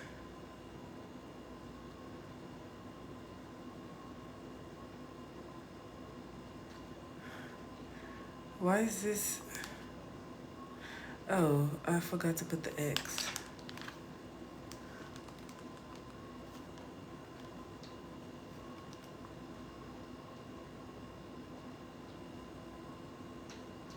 Yes, it do cross the line at some point.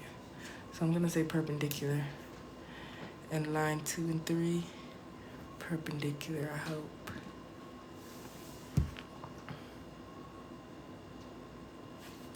Let's see something. If we got y equals 2x and y equals 1/2 x.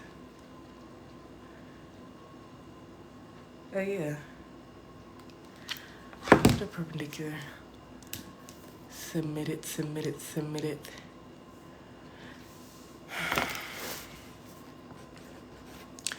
I'm finna DoorDash me a bottle at this point. 6y squared minus 24y. I'm finna DoorDash me a bottle at this point. 6y squared minus 24y. I'm finna DoorDash me a bottle at this point. 6y squared minus 24y. I'm finna DoorDash me a 6y. It would just be 1y. Y minus 4. So it'd be 2y minus 5. 2y minus 5 over y minus 4.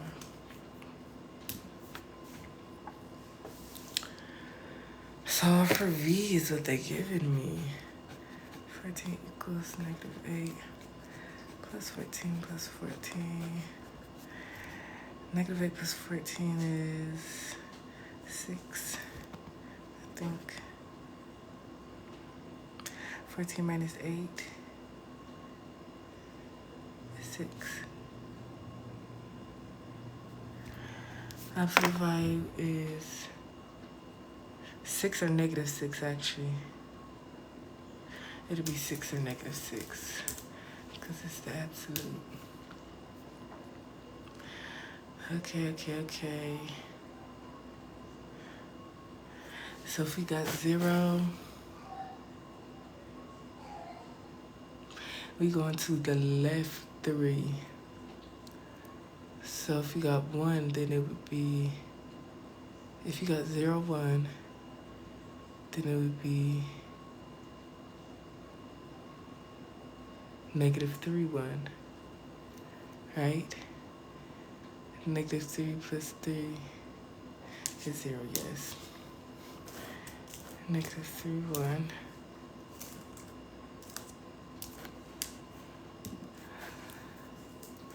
Okay. -2 plus 3 is -1. So it'd be 1/3. -4 plus 3. No, -2 plus 3 is 1. Oh. Oh, I got that wrong. Negative 2 plus 3 is 1.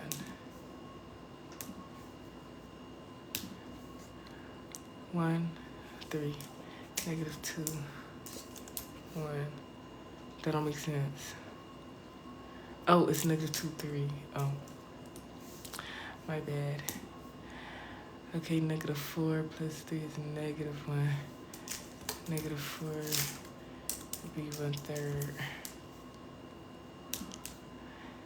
Negative 5. Negative 5 plus 3, that would be 1/9. 5 plus 3, 1/9.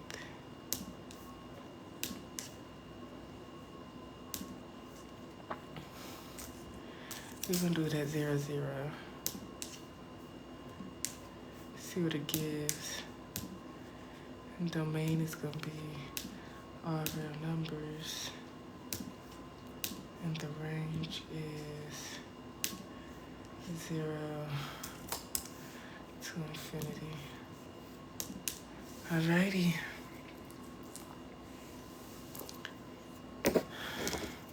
I think this is A equals pert. Oh shit. Should I drink tonight, y'all? I think I should celebrate getting everything done. Making shit happen.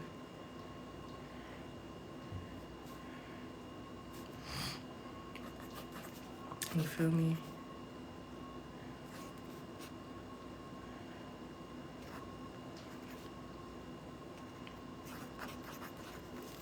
And things of that nature. Decreases by, I don't know if this is A equals pert or if it's A equals P. No, it can't be that one. Oh, here go one. Here go one like it.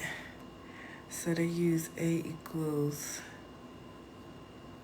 The hell is this? A minus R. Huh?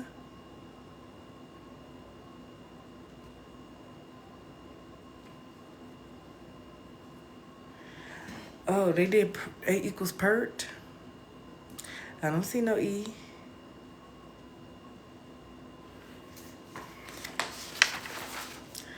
I don't see no E.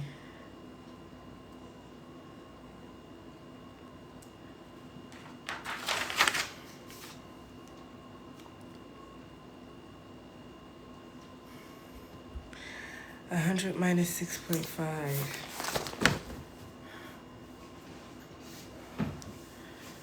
What?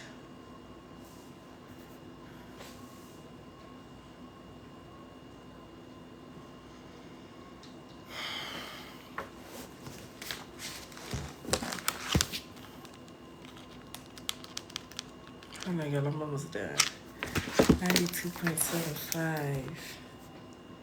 0.9275%. But what the fuck was the damn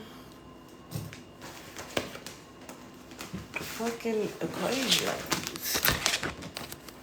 Who fucking knows, brother? Who fucking knows, brother?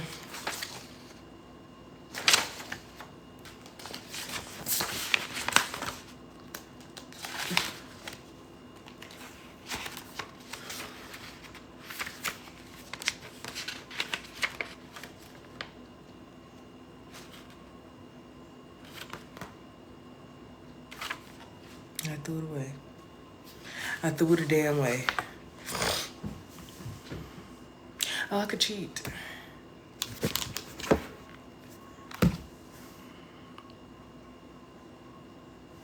How did they get this? Let's figure it out.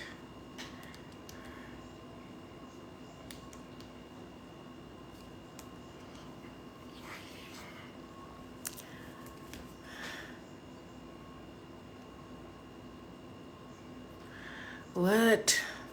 What? Maybe they did use A equals pert.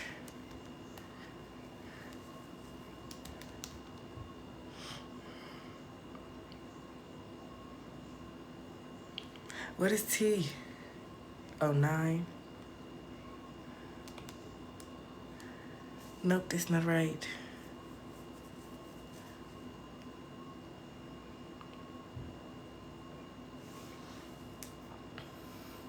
Yeah, I don't know this one.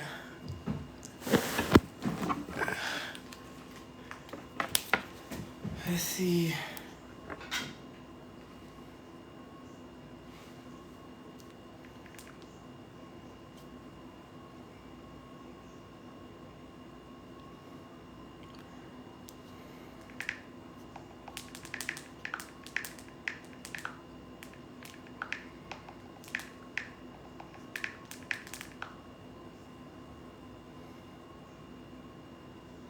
A1 minus RT. A1 minus RT.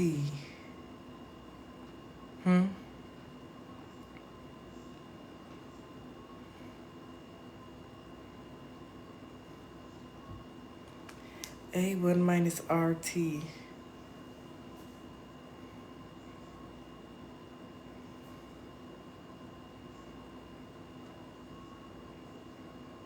Oh, that's what it is.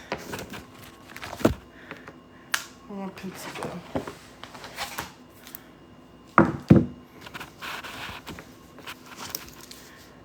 A1 minus RT. A equals 1 minus what? Y equals A. Y equals A1 minus RT. Okay, that's what she did. Okay, so 44. What was the 1 minus R I got? 0.9275.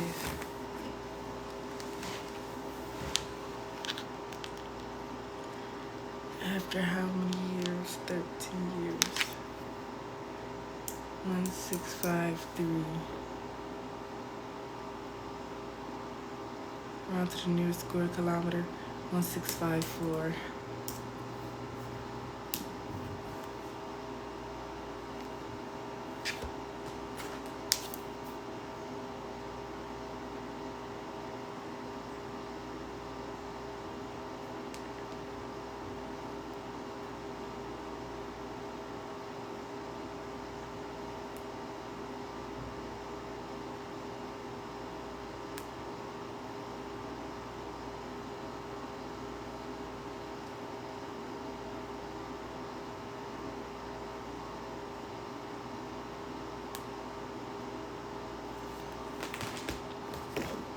I need to hurry up. Should I drink tonight, y'all?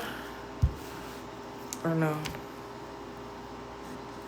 What should I do after this? Should I celebrate me and the election going horribly?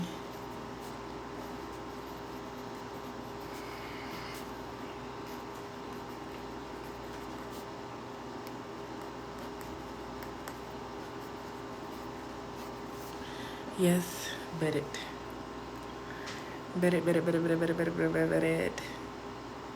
4 minus, which would really be 9x squared by 3 minus 2y squared 7x squared minus 7x cubed minus x cubed 6x cubed minus 3x cubed y squared 9x squared y cubed minus 2y squared plus 6x cubed minus 3x cubed y squared. Almost done, it look like. I think it's 20 questions. Consistent, dependent, consistent, independent, or inconsistent. Okay, let's see. I got this in my notes somewhere.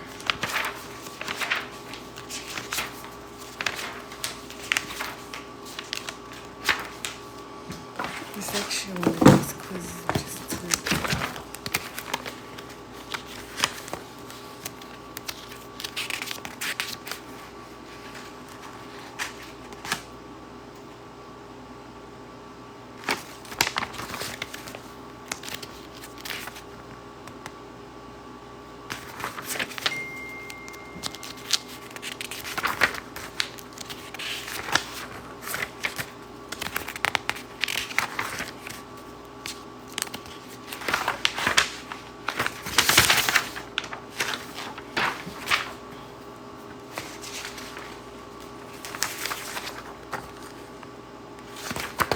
Damn, it's not this one.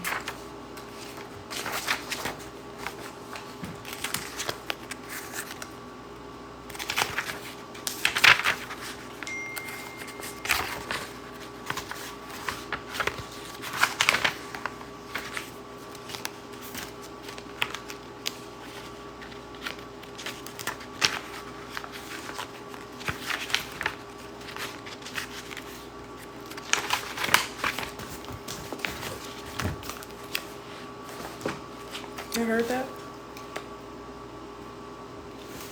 Where is it? Where is it? Oh well.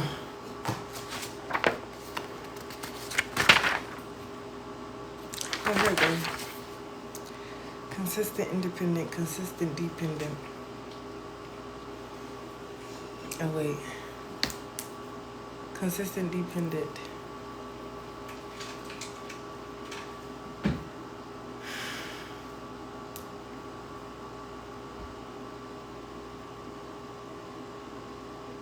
This means has no solution. Infinitely many solutions.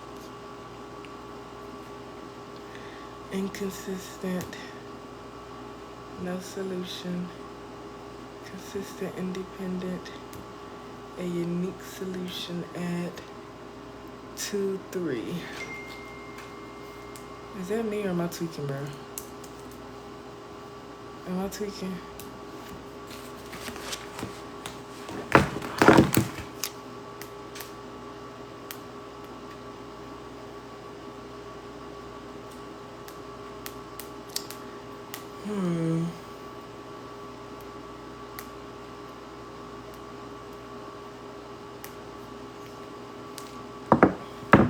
If I get drunk enough, I might. I just fucking might. It has a maximum value since it's a negative. We almost done.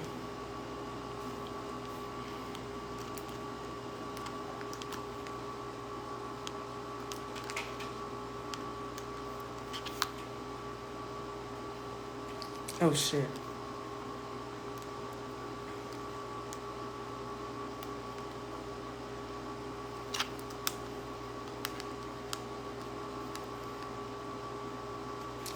Yes, yes. What is the function's minimum or maximum value? Is that negative b to a? I think x equals negative b over 2a. I think. Negative 4 over 2, negative 2, 4 over negative 4, negative 1. So negative 1 squared is 1. Negative 1. Negative 1 squared is 1. Times negative 2 is negative 2. Plus 4 is 2. Minus 6 is negative 4. Negative 1, negative 4.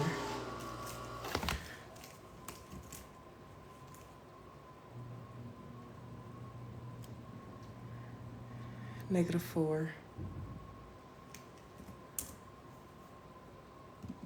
Negative 1.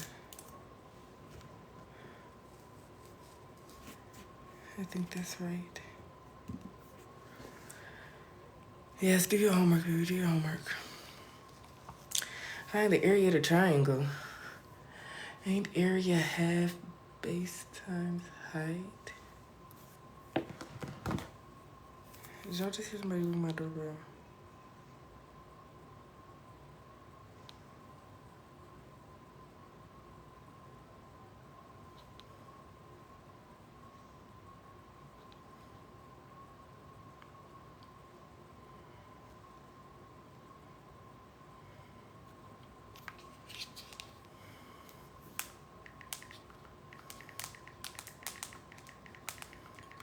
Half base times height.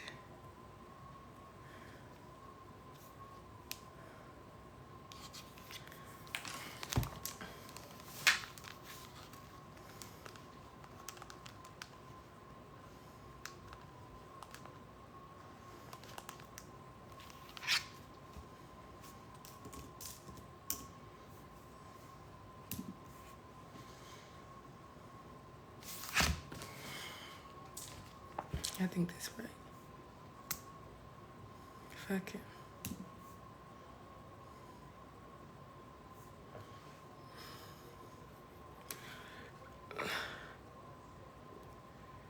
Okay. Find the domain and range. Y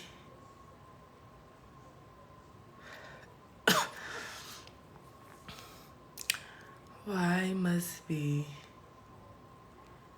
less than -4.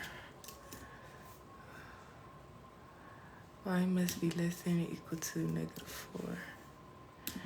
And the range is all reals. I mean, no. The range is y is less than or equal to -4. And the domain is all reals.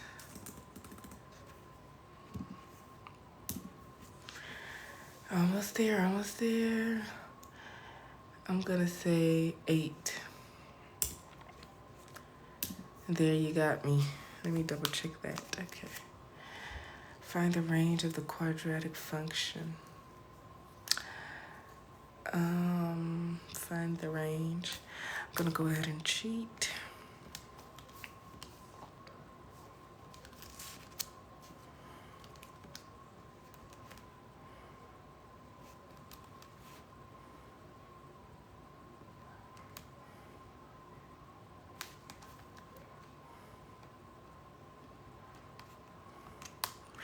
What is the range?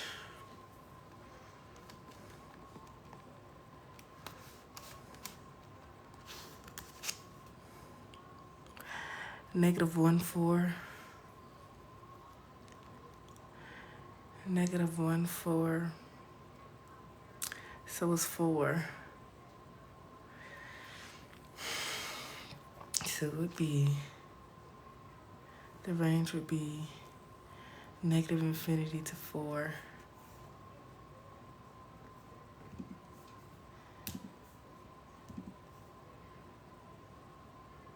Or would it be -infinity to 0?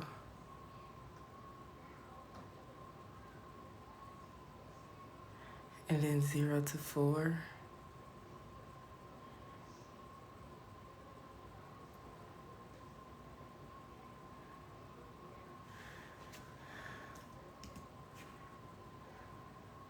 I'm gonna say yeah.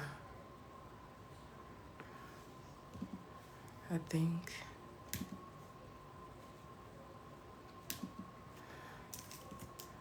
I think I got this one wrong, but.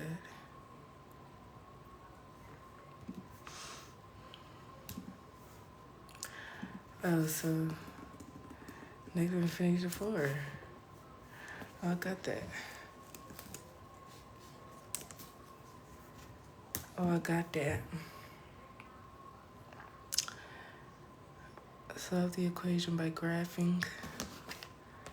So I'm just gonna factor it regularly. 2x plus 35.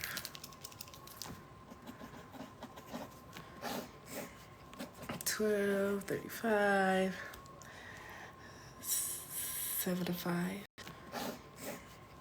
12, 35, 75, 7 to 5. -7 and -5.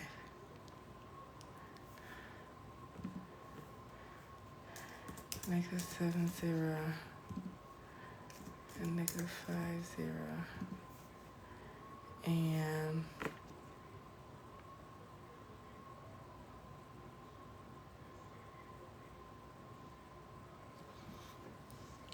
-6. -6 squared. Y'all hear that rumping and bumping? I'm finna go tear their butts up.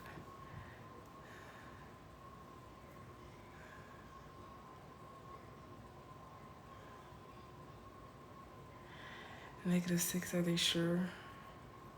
Because I got 71.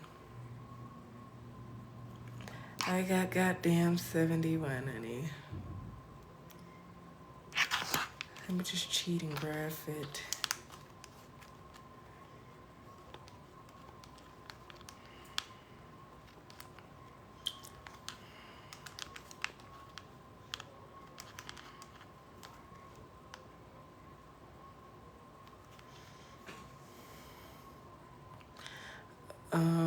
Is it 7 and 5? Oh, it's -12. It's -12, so it's -7 and -5. X minus 7, X minus 5.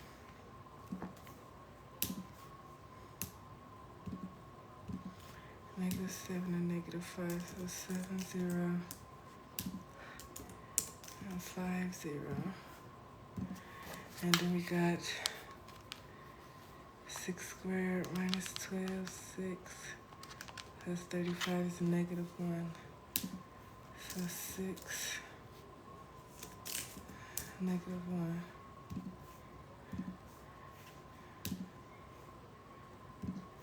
And then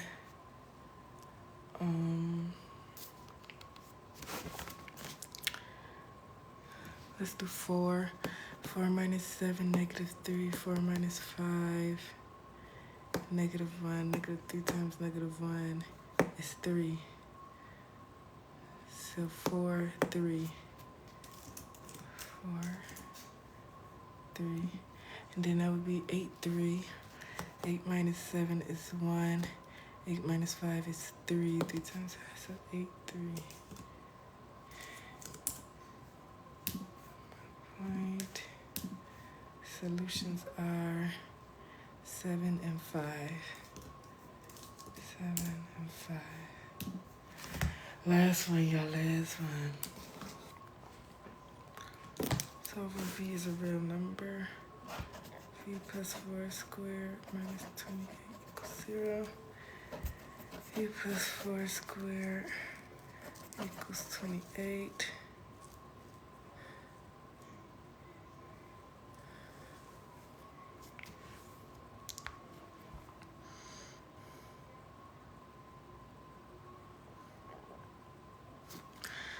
It'll be V squared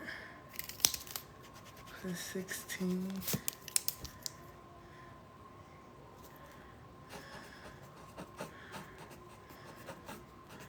V squared plus 8V plus 16.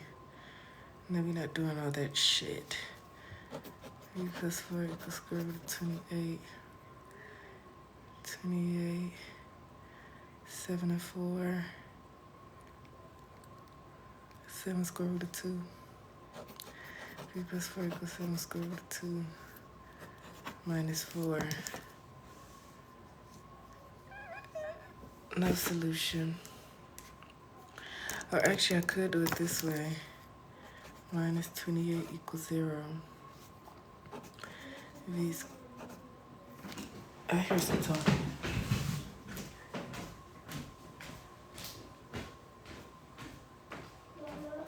Why are you not in that bed sleep? Go lay down. You don't even have nothing to say.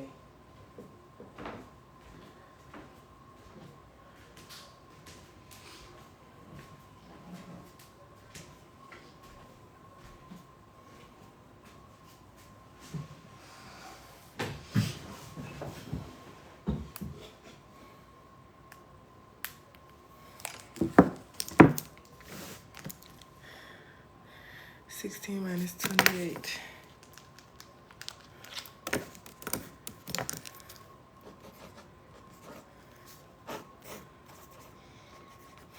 Six and 2.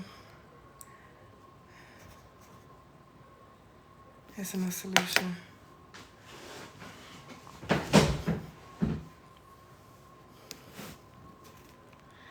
No solution. I'll just go with no solution.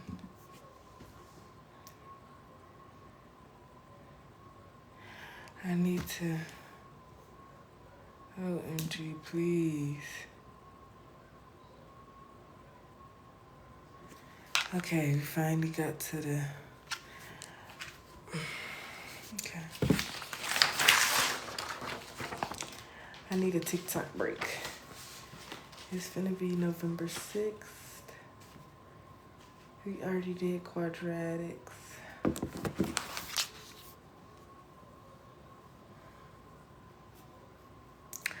I need a TikTok break. See what's up on TikTok. This nigga looks stupid. Best friend. Yeah. If it gotta be an issue, then it gotta be an issue. It is what it is. Are we gonna laugh together now? If it gotta be. Whoa. No, I know they in the back, but hold on. No. Run to them poles like you keep running back to that nigga. And of Trump. Keep running back to that nigga. Trump winning. It's all up to you. Oh my gosh, he is beating our ass. Points. And here we're seeing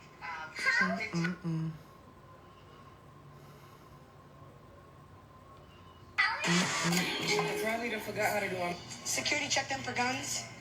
Franken and the concern. Now can you zip the back? concern. You know, you mentioned President Joe Biden. Now We talk can about you him zip really all the the time. back? Use my afternoon as an irritated. Rain. All right.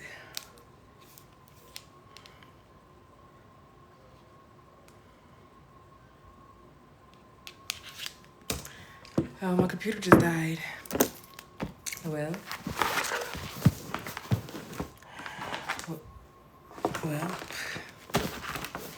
no more work for me. Sounds like a vibe. Sounds like a mother loving vibe. I think I'm on band on my other page. Finally, honey. Finally, honey. I got till 10:49.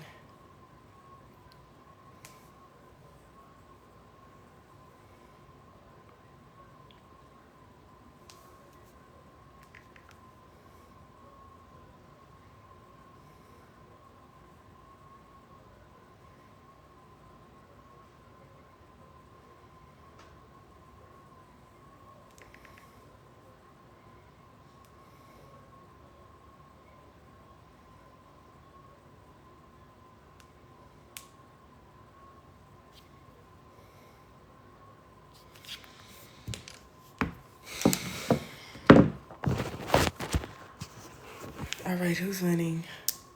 Should I go hit my cigarette or what you drinking tonight? Probably nothing. Change my mind. Maybe a water. How about a water?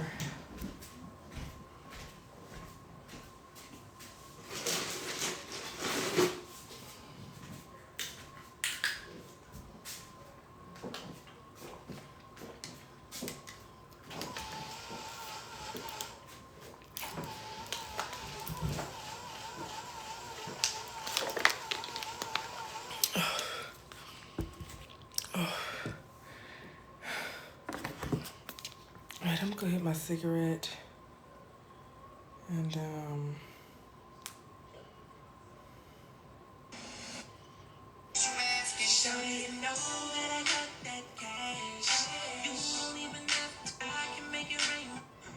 I'ma take a bougie to Rodale when they let up about another finna.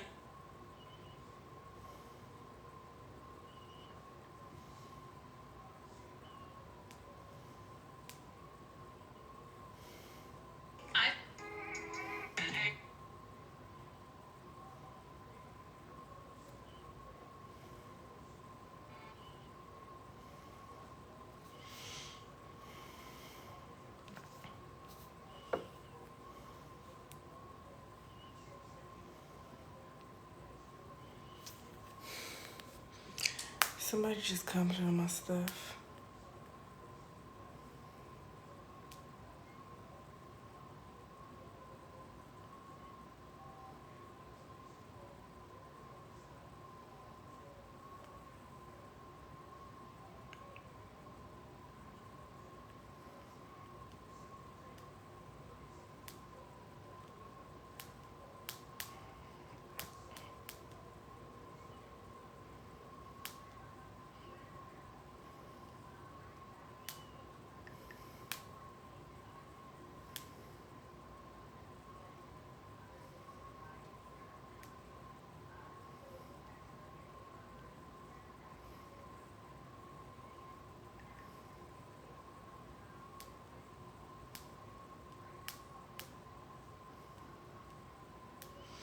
Okay, what should we do? Go to sleep? Or should I try and stay up for the election? Next YouTube video, y'all, should I still even drop it? I don't even want to drop it. It's from 2 weeks ago. Like, I've just been so busy. Life has been fucking life, and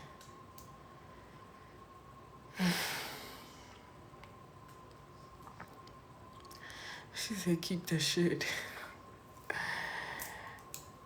Okay. Yes. It looked like he's winning. Okay, I'm gonna go hit my cigarette. Do y'all want to listen to some tunes? Do y'all want to listen to some tunes while I'm going? Actually, I gotta take my phone. So just come back in about 8 minutes. I'm gonna be done with my cigarette. And we can vibe out that way.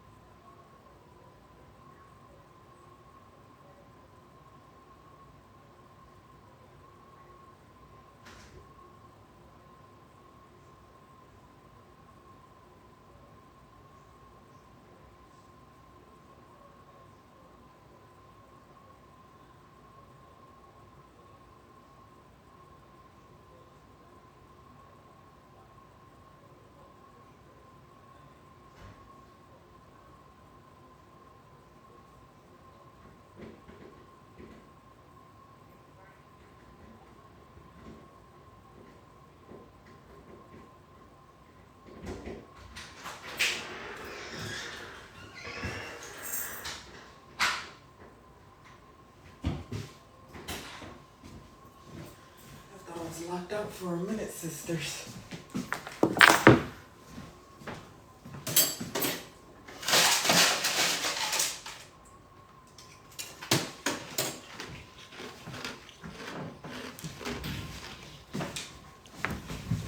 All right, let's go watch this election.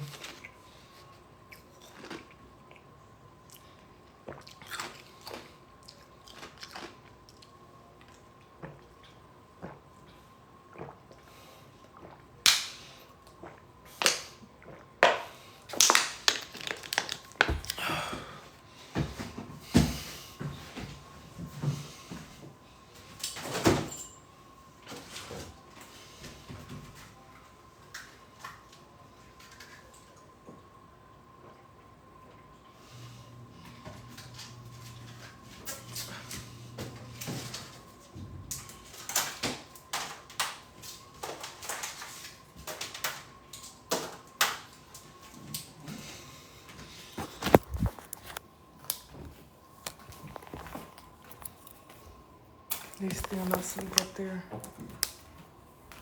I'm finna whip somebody butt.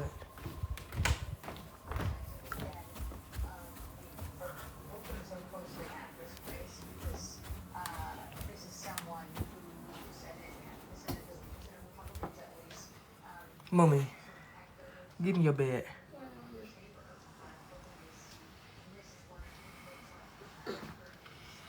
It's been an hour and a half. You not sleeping in brother's room no more. You not sleeping in brother's room no more. Since you can't go to sleep.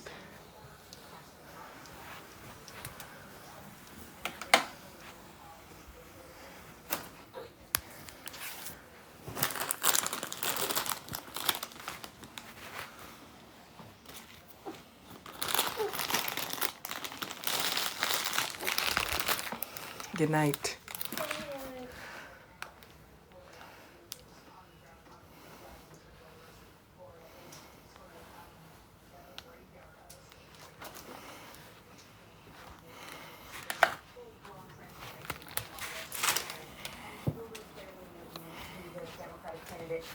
Debbie Mucarsey-Powell was running against Rick Scott, but in Ohio again.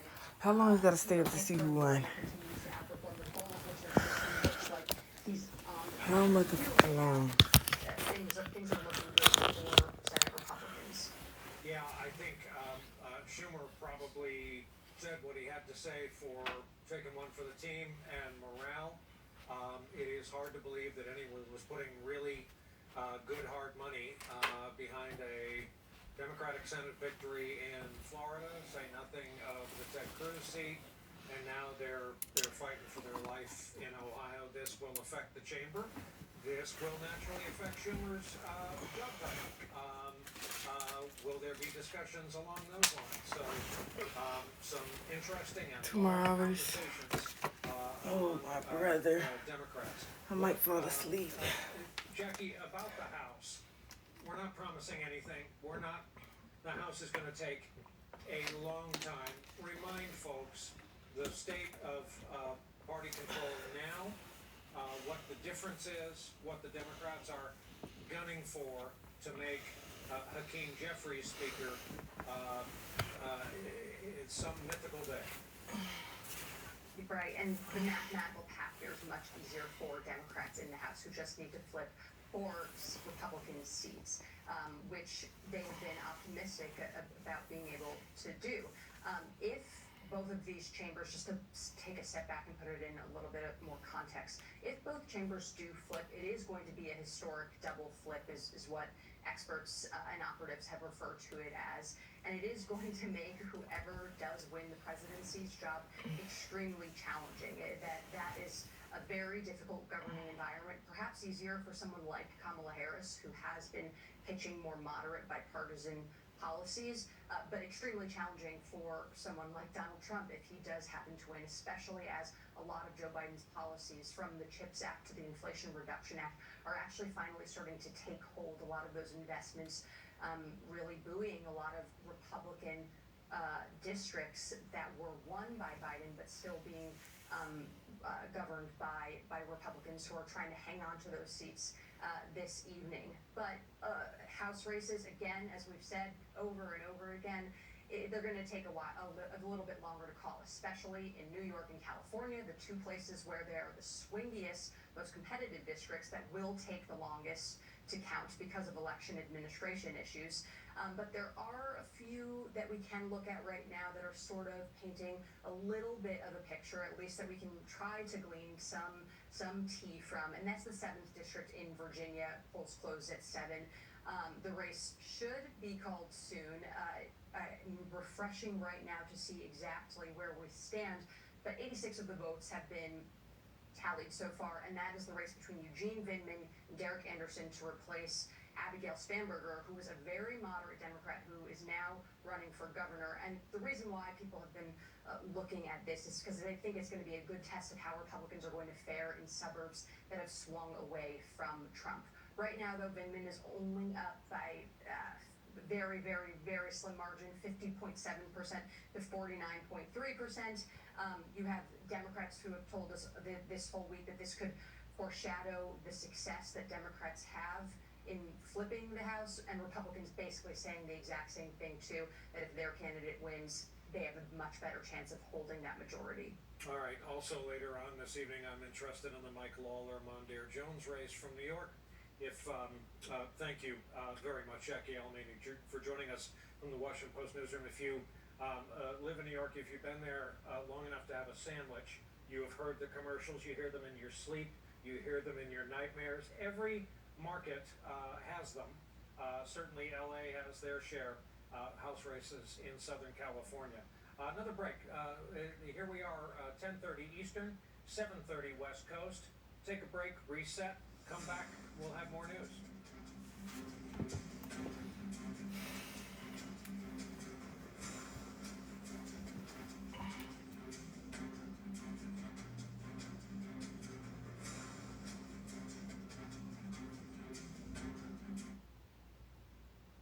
After tonight, full live coverage continues on Prime Video. The newsmakers right here facing all the tough questions. We are living in an extraordinary period. We've got you covered every step of the way. National and local news, covering all the angles. History unfolding tonight. Wherever the story is, we'll take you there. Your news, your app. Growing up in a little red house on the edge of a forest in Norway, there were 3 things my family encouraged: kindness, honesty, and hard work. Over time, I've come to add a 4th: be curious. Be curious about the world around us, and then go. Go with an open heart, and you'll find inspiration in you. Viking, nobody telling me what to say. This from the brain, from the heart, from the soul, from the streets. I'm a bitch from the streets. I get the money.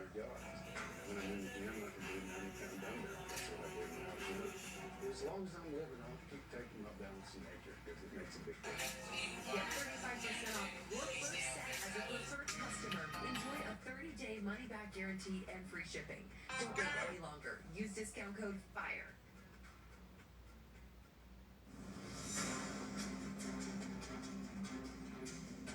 We're back. Just an update. 2% of the vote reporting out of Montana. Tester, his opponent, Sheehy, has 59.5% of the vote. Gallego seems to be having a Hey y'all, I have so much shit to do today. Just left class. I think I did pretty good on the quiz. The girl next to me got 1,205. I got 4.9. We gonna see what. So, Brian, we want to check in on this Sunbelt sweep. Yeah, that's me. You probably wondering how did I get here. I'm gonna tell you the story, but you gotta promise to listen. Give me your goodie. It was something inside of my head telling me to slide. That's all that I could do. So I hit the gas. All this shit is top. Right now, with half of the votes in, he is up 0.2%. So we're halfway there. But I want to point out what's going on in Maricopa County. This is where 60% of the state's vote is going to be. This is the Phoenix metro area. Hey, bitch, I hope you don't hate me. Biggest It's city in the country. And right now, we've got I Harris know, bitch, at shocker. 50.7%. It's a shocker to me too. So she But is everything is leading okay and Trump everything happens for a reason. 2 So I'm really just percentage trying points to there, stay and the we're fucking halfway course there. and do everything The I other can to get really back to me strong and not county lose my is fucking Pima mind. County. I've been Right working now, every day she's at nonstop, and I feel like if I do 62.6%, stop, half the I'm vote going in to jump there. off the Golden She's Gate. way So ahead just of be Joe patient Biden with me. in that county. This is Her going other to be big a county up slow, here, where difficult fucking Flagstaff and transition, Sedona and it's is, just right going to now be a she's lot at for all of us. But 62.9%. please be Go patient. back I 4 love years. you. Hey, She's bitch, I hope 2 you don't hate me. percentage points ahead of where Joe Biden was there. Now, You got break up I with do you. want to look at a couple of Trump counties right here. Prescott, Arizona. This is Yavapai County, right? Here's a small glimpse of how my weekend went. Started off at Yard Fest. 4 years ago, he was under 64%, and then one more Trump, 2024. He now has this is going to be his best county here in Arizona tonight, 58%. Running even right now in Pinal County. We are. This is Y'all keep talking about a woman can't run no country. Y'all niggas ain't even had no daddy. Who ran the house for, nigga? One for Harris, one for Trump. You'll see Y'all keep talking about a woman can't run no country. Y'all niggas ain't even had no daddy. Who ran the house for, nigga? Tight race in Arizona. All right, I have a question for our historian Doug Brinkley. Doug, all tonight, the shadow of Joe Biden, who tonight is the President of the United States inside the White House, is overwhelming. And a lot of people didn't speak plain English about how big it could be It sent the Democratic Party into an absolute crisis. Switching around after 11 days. I saw the Body language is the only talk he's fluent in. as deeply sourced as He knew anybody. what was going down when And he it flew was me in. a free Anything that I got doing, he wanna So do that me was in. 106 Now all these days ago. nondescript bitches wanna do me What a in. momentous thing Even though for I know that Peach posted that she's going incumbent up to the president offices to vote for Trump to today step on back, election to day, step it's away. rage bait. I think it was It's still disappointing as fuck to see, I'm not gonna lie. absolutely And it really essential pisses in me this off because it case. really gets to a certain point. Honestly, we and all I'm know thinking people tonight like about to Lyndon stir Johnson controversy around you doing shocking that the as a country mom during a speech that of was 8 supposed to be kids, a including your progress report motherfucking of the husband, Vietnam bitch. War. You pregnant by a black man. And he Ready came to out give with birth those to words, another black baby. therefore Matter I of fact, shall isn't not it 2 seek and will motherfucking not babies? accept And you gonna another, open that up to vote for the Trump? nomination of my party. So Beach Badge, for those of you who don't already know, I am from River Terrace Project This is in Tampa, important. Florida. And when you work Because for the of project, your mom and grandma them just teach you some things, like that gave how to keep a Democrats man such happy after huge like hopes. what he done made It you showed happy. Harris What you up gonna three. do is make him a sausage, Harris egg, and has cheese sandwich, lost Tampa, Iowa Florida to style. Donald Trump, So you gonna brown up who this now has the sausage red like check so. mark. What's up? This is a notable call, You already especially know. since hopes were so high on the blue team since the polling Baby already got his grown man. So Beach Badge. came out this weekend. I am first Less of a surprise pushing a button. is our next call that I told is coming, and that is the state of Kansas. So Beach Badge. Remember how I said we're all Dorothy tonight? Well, Dorothy spoke in there. Dorothy just gave a red check mark to Donald Trump. Through my phone Back to about Doug Brinkley. some videos. Talk about that. Want to talk about what a rare thing it is? So LBJ did that on March 31, 1968. He famously said there's a division in the American House. Look at the divide we have in our country right now. But the divide LBJ was talking about was Vietnam. We were down the middle, hawks and doves. And 68 didn't start out well for Johnson. You had the Tet Offensive in Vietnam. There was no light at the end of the tunnel. We weren't winning. Walter Cronkite did a program on CBS. Current time is 6:30 What we're a.m. winning and we are headed to school very quickly. It's here to go hit a crowd chat. It's Beach Badge. A lot of y'all saying, how could you as a black woman But with a by the black time it got husband to and black March with son Eugene vote McCarthy for Donald taking Trump on LBJ, the Minnesota and senator, Kamala, and it's neck to neck in Kamala, the however national you say her primary. name, LBJ's is a health black has woman, but she deteriorated, married to a and white Lady Bird man. thought it's time to go. Johnson shocked She got no the black nation, going on and saying, I'm out. The problem Beach is Badge. with A that lot of y'all story is saying, what Beach happens Badge. after I you really step did vote out. for Donald And Trump. he had I saddled you recorded with it, Humphrey with the war but in I the can't end. post it. And Humphrey because never, it's easy. as the Chicago Democrat That's what I read election online. show, If you never could post it, shake you the vote yoke for. of It's illegal. Vietnam You could take and be pictures, you a can record it, but you credible can't post it. I'm anti-war saying other people candidate. post it, but And knowing then me, LBJ, I don't even want because to of make an civil rights exemption. acts She's and right. stuff, It's in moving honey. I'm 64 and almost at the top. 65, It took angered the about South, and you got point that after not voting for 16 years, But Brian, the I'm gonna historic vote thing today I just was for thinking Donald about, Trump. we're talking Come everybody with me. Pennsylvania, Now I'm but in Hillsborough Michigan, County. and the fact that remember That's Ralph big. Nader in Florida and that factor in 2000 when it had to go to the Supreme Court 5-4.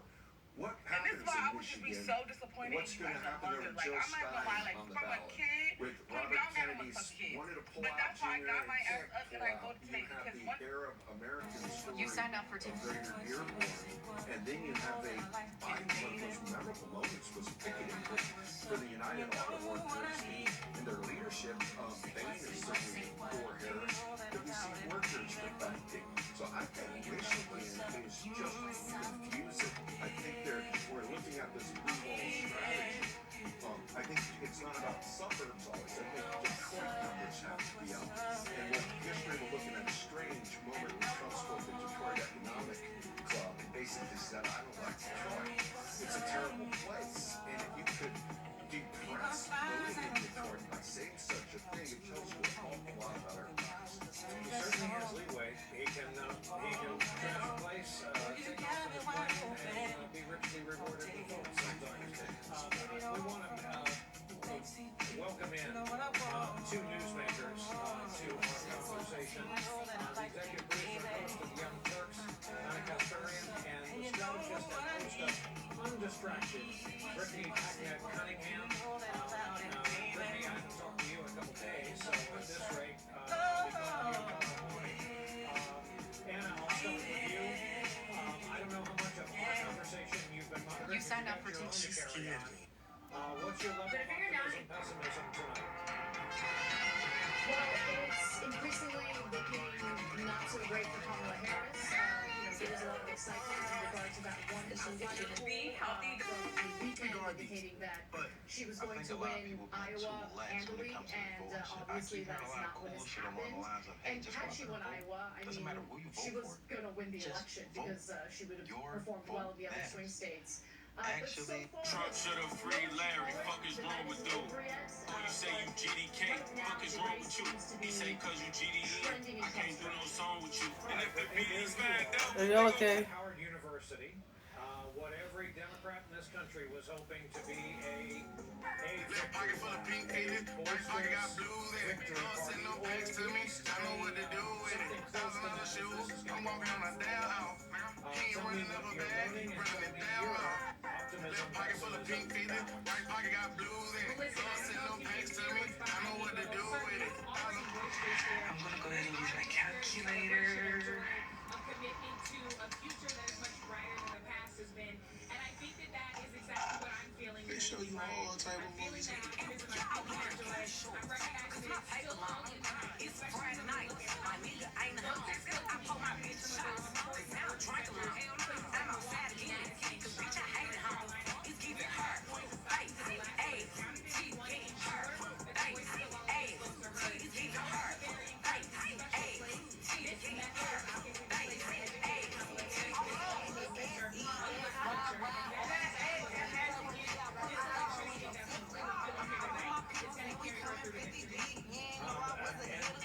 Bitch, I want your head in that jar. I just found out the real reason Cardi won't get a divorce for Corey. That could be a hint. So the real reason why when it Cardi won't goes for divorce Harris, Corey, if right? it goes for Harris, It's then because you'll know. Corey said this on his own Feeling mouth. really good Then I about the tell turnout in Carmen I Detroit. said this I know that on my Michigan show. is an incredibly important Carmen part won't of get a that blue divorce wall. with Corey Given the because turnout that we she saw in knows that Detroit she's going to have to go I'm to hoping court. that that's a good signal of And things to she's come. not legal out here in America.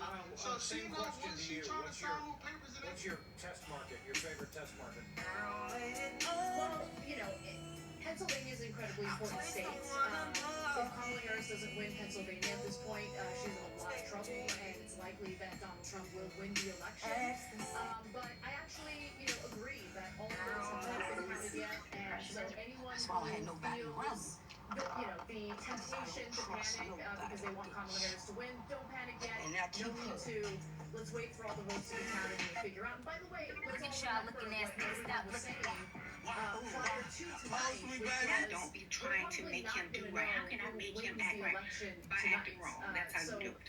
It could make be him that That ain't gonna make nobody mad. Or a few days later. Let's wait until everything is. That ain't gonna make nobody mad. But so that ain't gonna make nobody there mad. was some hope that she would win North Carolina. That ain't gonna make nobody She has mad. not won North Carolina, and so we're waiting to see how she does in Pennsylvania. Thank you for both of your voices. Thank you for taking time out to join us tonight. It is always a pleasure. Good on you for that reminder, because I'm one of those people who talk about. I've been telling everybody it's going to take a long time. But thank you both. Good to see you both.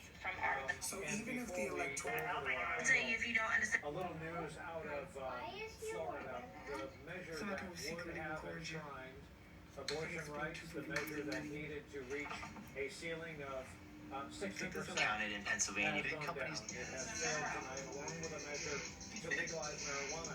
And remember, Michael Moore last night okay, y'all, good was morning. telling Democratic Party officials in states across the country, put weed on the ballot because it worked for Democrats in Michigan. We'll deal with the after effects of it later, but put weed on the ballot. So they put weed on the ballot because in Florida, Trump got and you won't be impeached. buying Did no y'all legal weed forget in about Florida that? for a while. How many people Peter would Hamby, you trust with a who is job that part got of the fired from the media same empire, goddamn Snapchat job? media empire.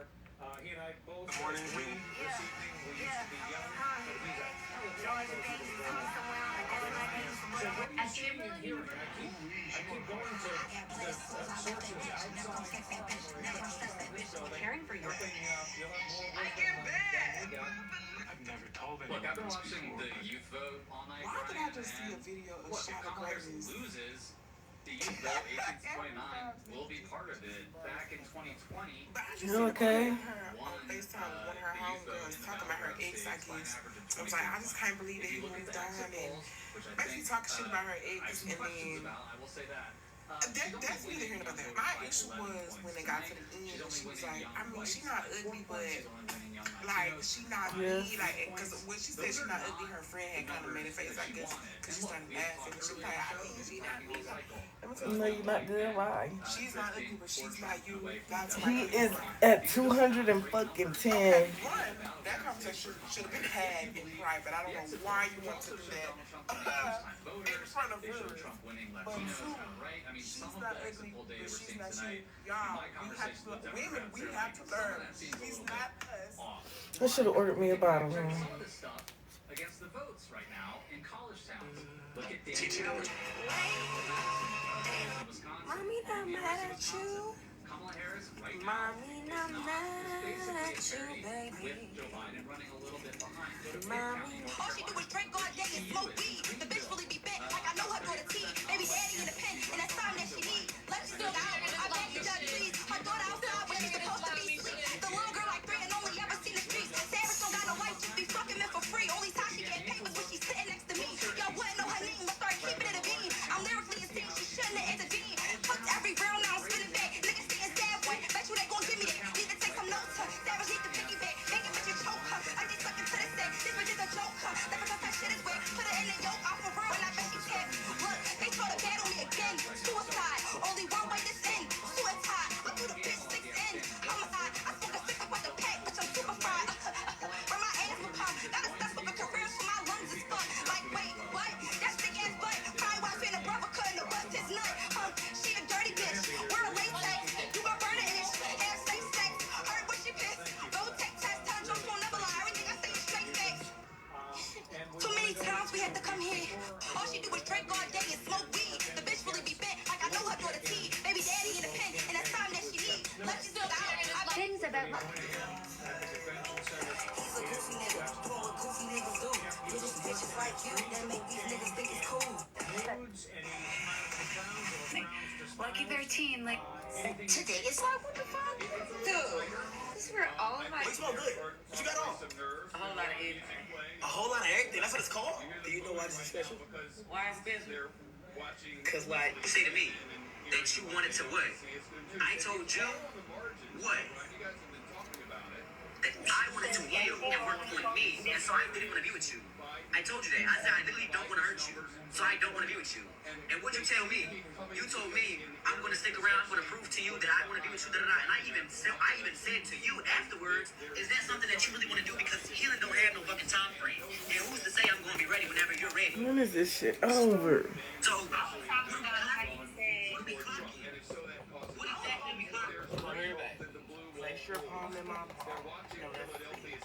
The first step to healing is taking accountability. You haven't been ready for a relationship since 2021. When you left Tennessee to move to Houston to pursue a relationship after you just got out of something direly toxic, knowing you don't have nobody in your corner telling you what's going on and what's right from what's wrong morally, you should have known you needed a break. When you was just with me talking about having babies and then flipped over to Swoopy to do the same thing, you should have known you needed You okay? to heal. Making somebody... Sister General. Of my friend, Chef Smith. Lydia, I've got to tell you that CBS News analyst is saying Harris is in position to win Pennsylvania because they are seeing soft but encouraging signs for the vice president. Such a thing may change the tempo of your gathering. Underneath my videos, there are so many people that are going back and forth in my comment section about who I voted for, what my political beliefs are, yada yada. I just want to make this very, very clear. When it comes to political views, I am one of those where we can agree to disagree. There are a lot of people that are not like that. They think if you have a certain political beliefs, then they cannot associate with you. People are writing off friends and family because of their political beliefs. And of course, you do what works best for you in your life, but for me personally, we can just agree to disagree. Another thing is that I am not going to talk about my political beliefs because when people come to my page, I want people to be able to escape reality, giggle, and I also want people to vote for who they want to vote for. And this is just my personal opinion. I feel like when you have so many people that follow your platform, allow them to make their own decision. I don't want to persuade somebody to vote for somebody just because of who I'm voting for. And I do not agree with the bullying and the mean comments that are going back and forth with each other on who I voted for. I just don't agree with that. I think that everybody needs to have compassion and treat everybody with respect. When at work, bro, you could be up there with niggas, unban me. You never get unbanned, my nigga. You banned for life. Any nigga get banned from my chat, I never unban niggas, bro. It is. Bro, bitch. I ain't got shit to know. It's in New Jersey. What's on your travel bucket list? I'm always dreaming about. Oh, yes, honey, I did vote. Oh, They told me that's why. Robert F. Kennedy Jr. has racked up That was hate, though. votes in Your bitch ain't Wisconsin. some for a couple And it of strikes me There's no way y'all that in addition to saying this past week that Herschel Walker was going to be put in charge of the missile defense field, Trump with some ceremony was so happy to announce that women's health, that his right to health of all Americans would be under the purview of Robert F. Kennedy Jr., which forced Van Jones on live television on CNN to say, hey, I know the guy, he wrote the foreword to my book. He should be nowhere near health care policy or any aspect of government policy. So as a cheerleader knows, What's your perspective on this? Well, food and water. I do whatever for your love, it ain't no leaving me. Nigga, they ain't even who can compete with me. Dracula for all blood banks, too. Yes. I got all these bitches want to be Barbie dolls, Barbie dream house, pink and purple marble. Michigan is a state. I grew up in Detroit. Got a lot of state love there, a lot of governor races. I've been watching right now. And it is interesting. So Joe Biden last time won by 150 pounds. Joe dollar sex film, put 2,000 on my feet. I'm a motherfucking boss. It's gonna cost to talk to me. He ain't talking about no money, must be speaking Chinese. Fell in love.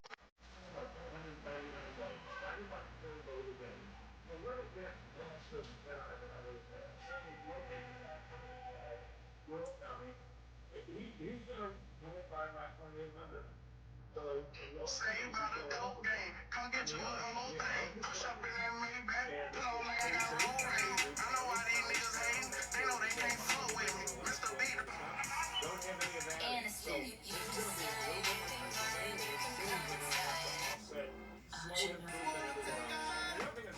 If Aaliyah was alive and she wanted to talk about R. Kelly, I would have told her to shut the fuck up. Only reason y'all love Aaliyah like y'all do and y'all put her on this pedestal because she died like a good victim was supposed to. When Jada Pinkett talks about her story, when Cassie talks about her story, when all R. Kelly's other victims talks about their stories, y'all pick it apart because y'all want to shut the fuck up because y'all only respect people who die and prove that they were abused to you. If Aaliyah was alive and she wanted to talk about landlord, wait, I ain't got your ring money yet, wait.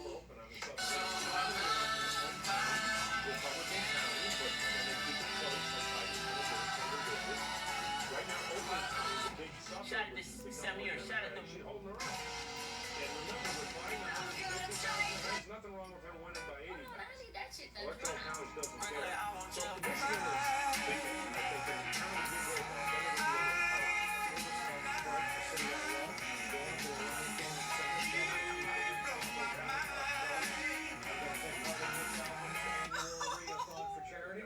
And my buddy Bernie in Detroit asked me for one of these mugs. I'm working here. Man, please, it's your witness. I will say the vibes at the headquarters when you see those remotes, very different vibes. They are telling, and we all remember back to 2016, and at the time I was traveling at Diamond. I got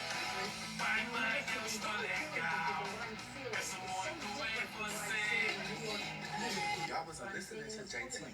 Bitches playing both sides, think we on some sissy shit. We'll never be cool, you stupid dizzy bitch. We'll never. I'm a 2 chain, in a Range Rover, in a damn thing, ain't a flu baby, cause the hook game got me up a little baby. And I'm out of here, racks on my lights, so fucked up, she got still, she don't do she the one, leaning, outside of me leaning, this side of me dreaming, other side of me sleeping. I'm a 2 chain, in a Range Rover, in a damn thing. What's the deal? And you see Trump Talking about some higher education, you're a dummy bitch. You will never know. I'm about to go grab a quick bite. Let me know what you think. You enjoy college football, go to a game in Madison. Think It's really hard to see how where you see Doran Sock, even with Waukesha County, which was part of the WOWs,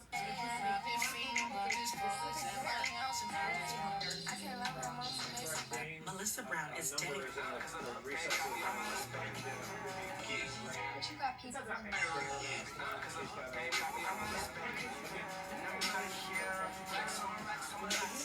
and what he pointed to, James, is something you've talked a lot about, which is identity politics and the wokeness and the woke police. And I think whatever comes of this election tonight, it'll kind of send a message.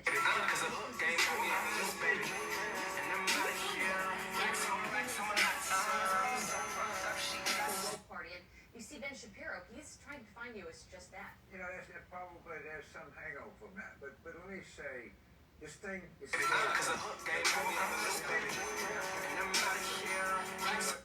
it's very possible definitely in the hunt in Michigan. This is not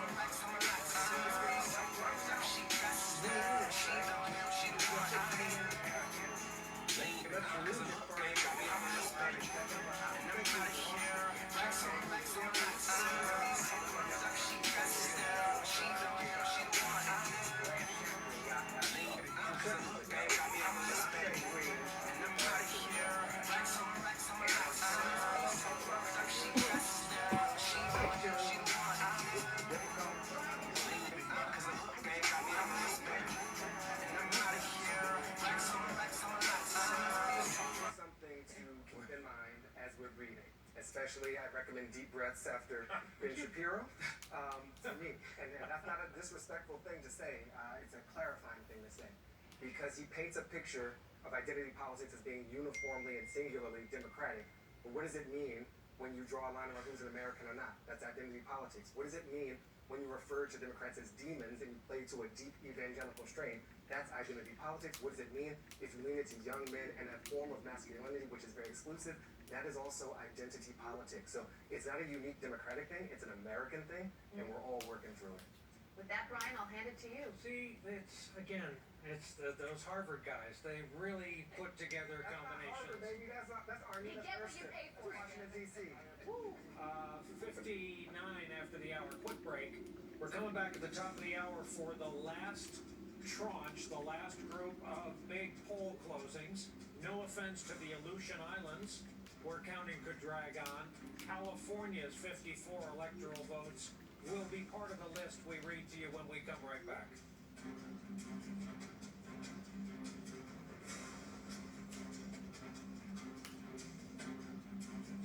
They with me. Watch what not to do when you get your biggest off. Look at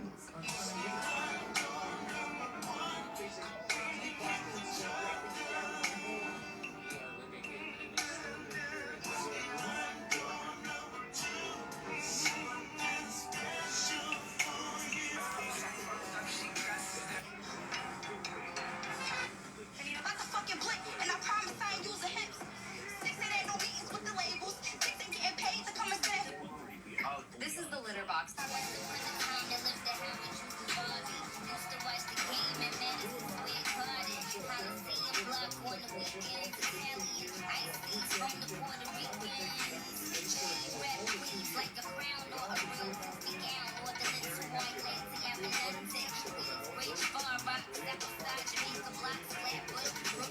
All of them Jamaican spots.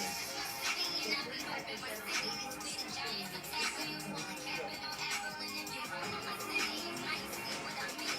City that never sleeps, but it's the city of dreams.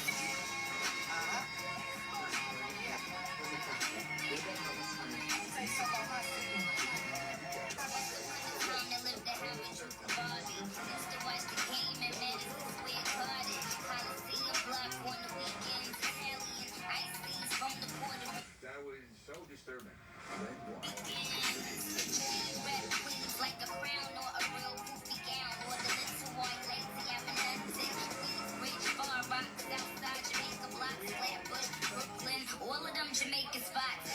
City and I be hoping my city is where the giants attack you. Full of capital, Abilene, if you run on my city, you might see what I mean. City that never sleeps, but it's the city of dreams. A state of 40 million souls. And proud to be the first ever original Literally, bitches is fucking exhausted. Look, there ain't enough water bottles in the world to go around for you. Beautiful state. You gave us see today, the but blue check mark. Hey, No I'm surprise. Jeanette. It is big blue out Big here on Sister the General. West Coast. Those electoral votes go to Kamala Harris. Idaho, the last Democrat they Big Sister voted General. for.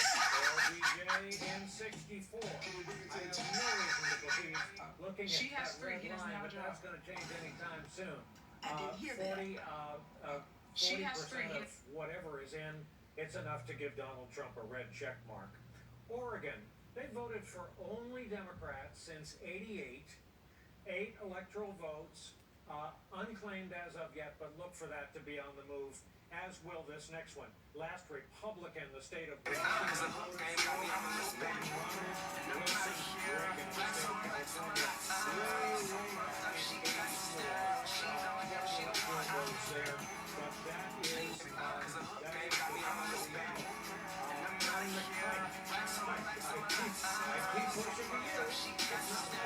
You're going to color these in yourself. That's all right. Well, let's look at Wisconsin right now. You were just talking about it with Mike and Aaron. Right now, we're close to 60% in.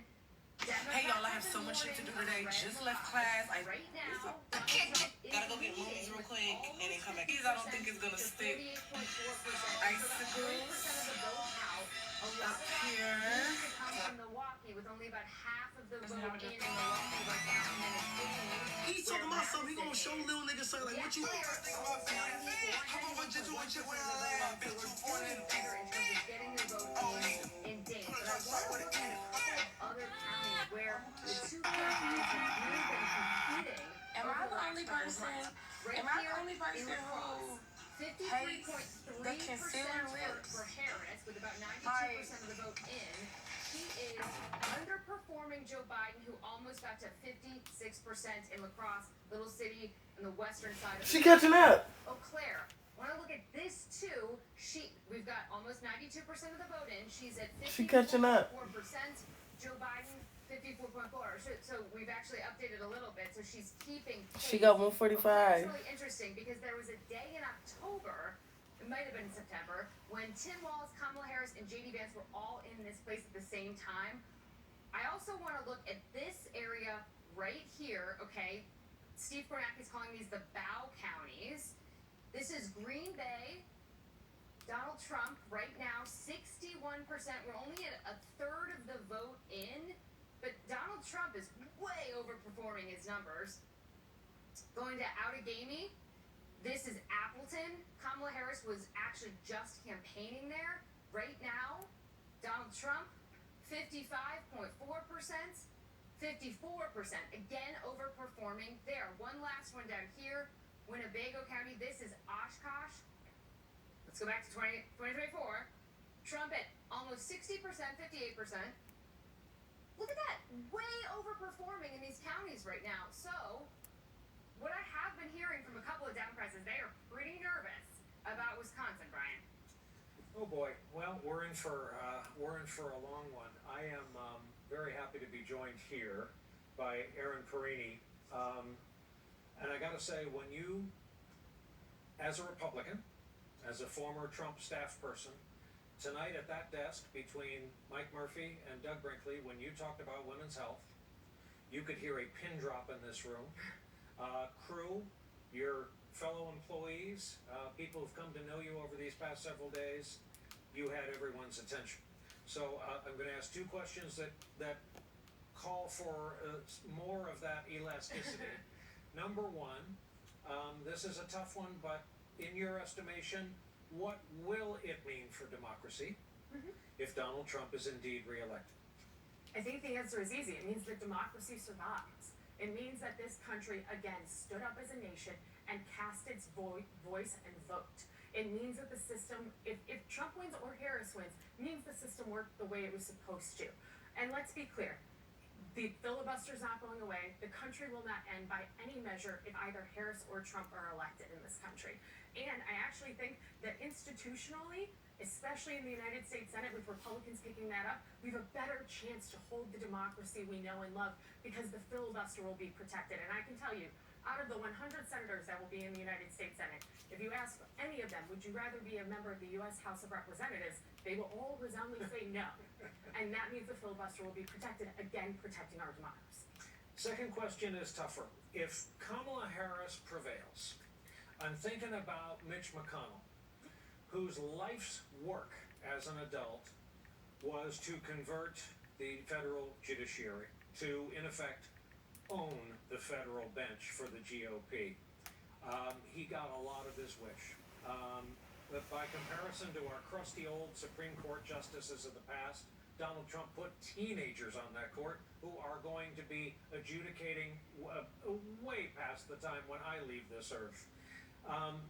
If women's health is the deciding factor in an eked out Kamala Harris victory, do you see the irony in that his life's work, that the life's work of so many bold-faced name Republicans in Washington ended up causing another strip down, redefine the party, who are we, how did we lose our way? If Kamala Harris wins, and just real quick, when we talk about reshaping the federal judiciary, that actually started under Harry Reid when he was the majority leader in the Senate. He was the one who blew up the filibuster.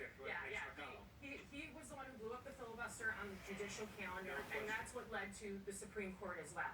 But again, that means democracy is surviving and thriving. If Kamala Harris ekes this out, and Donald Trump did put 3 justices on the Supreme Court who were part of the major decision for Dobbs that overturned Roe v. Wade, because it means, again, that the American people decided, hey, we went too far in one direction and we are now moving it back into another. This is the thing that I think a lot of the media and especially the Acela corridor type people kind of forget is that we have to trust our neighbors and our friends and the people we go to church with and the people you walk past in the grocery store. If they think the country's gone too far in one direction, they will vote to change for that. And that is what this whole election is about, is change. Is Kamala going to be that change agent? Right now, what we're seeing from the election results, the American people don't necessarily believe she would be a change agent, and that's of her own volition and failure by not answering the simple question of what would you have done differently than Joe Biden? That's like going into a job interview and they ask you, what's your biggest weakness? And you have to make that a strength. What would you do differently? Well, all she had to say was, well, I don't think Joe Biden went far enough on X. I think we did good groundwork here, but we could do more. And she couldn't answer that basic question for the American people. Let me push back on one thing you just said. Oh. Pushback delayed. Saved by the bell. The state of Oregon, as predicted by your humble servant minutes ago, has gone into the Harris column, inevitable as it was. And here's a big one of interest to this state, a Senate race that got a lot of attention. And if you grew up at or about my age as a baseball fan, you sure knew Steve Garvey. Californians, Angelenos sure knew Steve Garvey. They will continue to know Steve Garvey as a former ball player and not as future senator.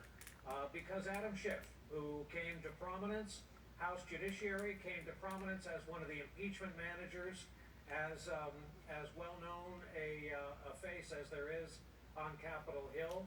Adam Schiff will take the Senate seat from California, and he'll be moving up a chamber in Washington, leaving his House seat.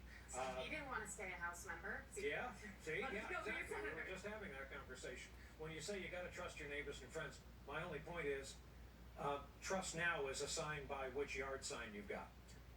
But I think that's where America has failed each other. The fact that if I have a yard sign in my yard that is an opponent and somebody you don't support, that doesn't make me your enemy. It makes me someone you should want to have more of a conversation with. Why do you believe what you believe? Why is it different than what I believe? Or just the basic tenet of respect for each other. You can have differences without being bombastic and disagreeable with each other. It's, I've worked for a lot of really great Republicans in my career who I have seen just really believe in the tenets that respect is so important.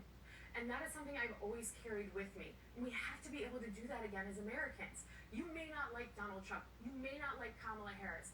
But the idea that tomorrow morning the red, white, and blue is still going to be standing is because we are the greatest nation the world has ever known. And that person across the street who might be a Harris supporter or a Trump supporter isn't your enemy. They are your friend. They are your neighbor. They are your fellow citizen. We've got to start seeing that in each other again.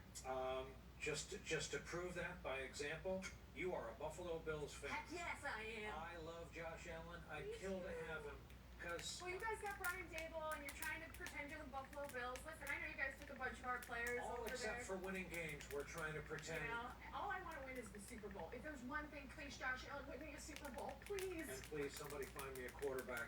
Thank you. It's been great having you tonight, and for all I know, we're in for hours more of it. Appreciate it. Thank you.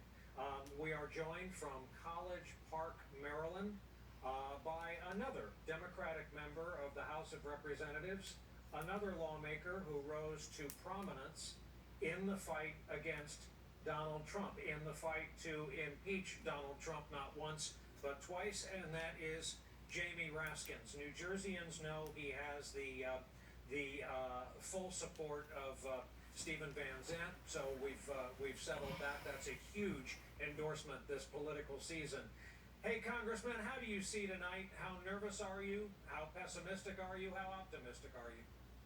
Well, we're on the edge of our seat here, waiting for the blue wall to reassert itself. So we're looking for Michigan, Wisconsin, and Pennsylvania, and then that one electoral college vote from Omaha, Nebraska to come through at this point. The Democratic Party has been on fire around the country, knocking on millions of doors and making millions of phone calls and running it, like an old-fashioned grassroots political party. And we're we're still very excited about what we've seen out in the field, and we're just hoping that the returns come to bear out everybody's enthusiasm here. You're a very connected guy. You're senior within the party. You've got a lot of friends. Are you seeing, you don't have to give us specifics, but are you seeing internals that we are not privy to that give you any either optimism or pessimism? Well, of course, I'm paying very close attention to what's going on in the House of Representatives. There are a number of races that I got to work on with my friends across the border in Pennsylvania. They're looking really good. Janelle Stelson looks like she's set to upset Scott Perry, who, of course, was implicated in the insurrection in 2020. Ashley Ehas, who's running in Bucks County, Pennsylvania, looks like she's ahead in that race. And so we're optimistic about a lot of the House races around the country, and that's where I was spending most of my time. And so we're hopeful that we're going to be able to, recapture the majority in the House, despite the fact that everybody is still in kind of a political lockdown because of the gerrymandering. And we, of course, on the House side, passed legislation in the 117th Congress to try to get rid of partisan gerrymandering. And that didn't make it through the Senate. And I'm hoping that's something that we'll be able to create some bipartisan energy around to try to overthrow the gerrymandering system so the politicians stop choosing the voters before the voters choose the politicians. I've got to say to the savvy of Maryland Democratic voters, Larry Hogan went down to defeat tonight. And the Maryland's voters, and he talked about this openly, Larry Hogan, a.k.a. the last moderate Republican on the East Coast, a very successful and popular governor, roundly considered to be a good guy. He knew that it was an uphill race because the voters didn't want to send the balance of the Senate over to the Capitol with their imprimatur. It was as if they're trying to say, hey, we loved you as governor, we just can't afford to make you U.S. Senator. Well, I think that's part of it. I'm at the victory party for my friend Angela Brooks, who scored a really overwhelming and decisive win in Maryland, along with a ballot question inscribing the right of women to have reproductive freedom in our state. And I think there was great enthusiasm around Angela Brooks and her candidacy. But the other part of it is, as you say, Brian, people understood that Mitch McConnell had recruited Larry Hogan, who'd been, a moderate Republican governor in our state, to run in order to get the keys to control of the Senate. And, the voters of Maryland were far too savvy for that, and we're not going to fall for, giving the Senate over to, Speedy Josh Hawley or, Marco Rubio or Ted Cruz. We know that that's an anti-choice, anti-environment, anti-labor, party at this point that would overturn all the progress we've made, for example, on dramatically reducing prescription drug prices in the Inflation Reduction Act, and that was a very big issue here. I had constituents who are paying $500 a month to get insulin as diabetics. We capped that at $35 a month, and we have Republicans running all over the country to try to overturn the progress we've made in allowing the government to negotiate for lower drug prices. Yeah, I take nothing away from her campaign. She proved to be an attractive and successful candidate, and I believe Barack Obama dropped some pizzas by a couple days ago at campaign headquarters. A final question, and this is going to be a tough one for some folks to hear. If Donald Trump prevails, what happens to all the pending cases against him? Well, he would presumably have power to try to follow through on his promises to fire Jack Smith and to try to terminate the federal cases against him, but he would have no power to do that in any of the state cases against him. And of course, he's a convicted felon from New York. He's not been sentenced yet, and that creates questions of profound new legal and policy complexity when you have criminal convictions in a state There's no authority in the federal government to remove or create a pardon. And I don't know exactly where that goes. And that's why I would prefer to think that the blue wall and Omaha are coming through for us tonight, Brian, so we don't get into a whole new generation of fighting about a president's legal problems and their criminal convictions. Well, you've been very generous with your time tonight, Congressman. I know you've got a lot to watch and a lot of people to talk to. Thank you very much for being with us. You're very kind. Thanks for having me. Jamie Raskin, Democrat of Maryland. And again, given the Ocean's 11 put the old team back together aspect of tonight, let's bring back another old friend, Mark McKinnon, lifelong Republican, former advisor of George W. Bush, veteran hat wearer, cowboy hat enthusiast, and all-around good guy. I will also note you worked for another of the last moderates, Mitt Romney. Mark, I've missed talking to you so much, and I'll start by asking, where do you see this race? What are you looking at? Well, I'm looking at, I feel like I'm in a time machine, right? I'm seeing Brian Williams reporting and Trump trying to break through the blue wall like he did in 2015. So having a lot of PTSD about 2016 because it feels eerily similar to 2016, Brian. You have James Carville, who I did my very first campaign with James and learned more from him than anybody. He's brilliant, and it's great that you've got him on. Everybody remembers his mantra, the three items he had at the war room in 1992. The first one was the economy stupid. The third one, I think, is the one that's most relevant to this campaign: change versus more of the same. That's the choice that voters generally have in an election. You want to continue the way things are, you want change. And I was really struck by the exit polls that had 7 out of 10 voters saying that they really want to change in the direction of the country. And that's a tough thing to beat if you're, practically, if you are in fact an incumbent member of the administration that's been in power for the last 4 years, when people have such an appetite for change. So maybe in the end, Harris just can't overcome that. The other thing I'm really struck by that you mentioned in an earlier segment was the youth vote. I'm doing a documentary. I'm in Philadelphia right now on Gen Z and the election.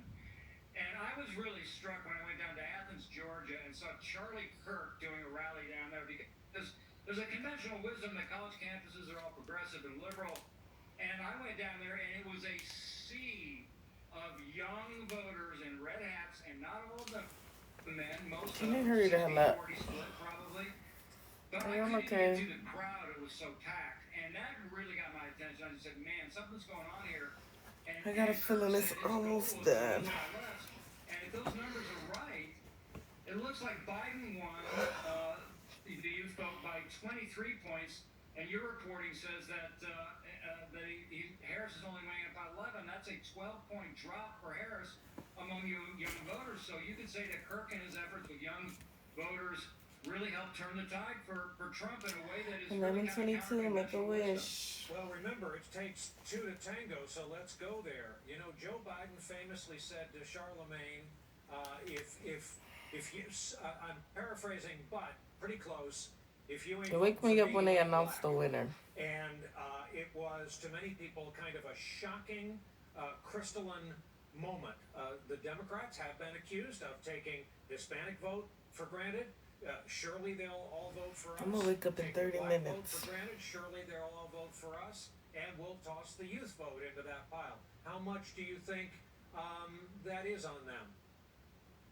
Well, one thing I will say for sure is that Donald Trump has completely reassembled a brand new coalition, right? I mean, he's got white working class voters. He took that away from Democrats. He's getting young black voters. He's getting a lot of Hispanic voters, and he's getting younger voters. So that is a completely new coalition of voters. And, you know, whether you agree or disagree with Trump, he has done an extraordinary job of reforming and reassembling a brand new Republican coalition. Mark McKinnon, it is so refreshing to talk to you. I've missed you. It's good to see you're in your natural habitat, a hotel room. The original road warrior. I really appreciate you spending some time with us. Go back to your laptop. Thank you. I want to ask Baratunde to hop on the conversation I was just having with Mark, specifically the accusation, fair or not, that the Democratic Party has taken some alliances for granted. They may have been strong couple cycles, has taken some alliances for granted. They may have been strong couple cycles, has taken some alliances for granted.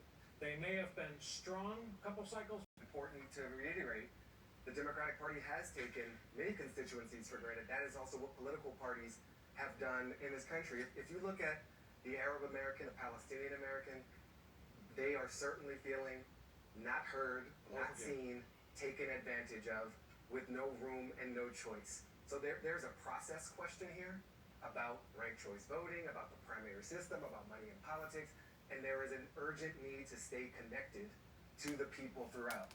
And democracy itself, its practice is not just in voting for people, it's in the everyday showing up. But when it comes to the party and to the candidacy, it is malpractice to shame people when you're trying to seek their support. And so for Biden to say to black people, you're not black, first of all, you're in no position, sir. And I wrote a book called How to Be Black, and I'm in no position either, right? This is something that we don't get adjudicated by any other. So that's just dangerous direction to go, and it's hard. I think what I'm seeing and what I'm feeling is this return to shock. Whatever turns out with this election tonight, tomorrow, the next day, it's so close. And there's so many of us who thought, it's gonna be different, it's gonna be different. And so that means it's not just a Donald Trump thing. It's an America thing. And there is something in America that wants some of this. And it's not just misinformed people. You There's talk some too damn element that much. finds this attractive. So we're gonna have to wrestle with, address, continue to deal with that. And we won't do it effectively by shaming people.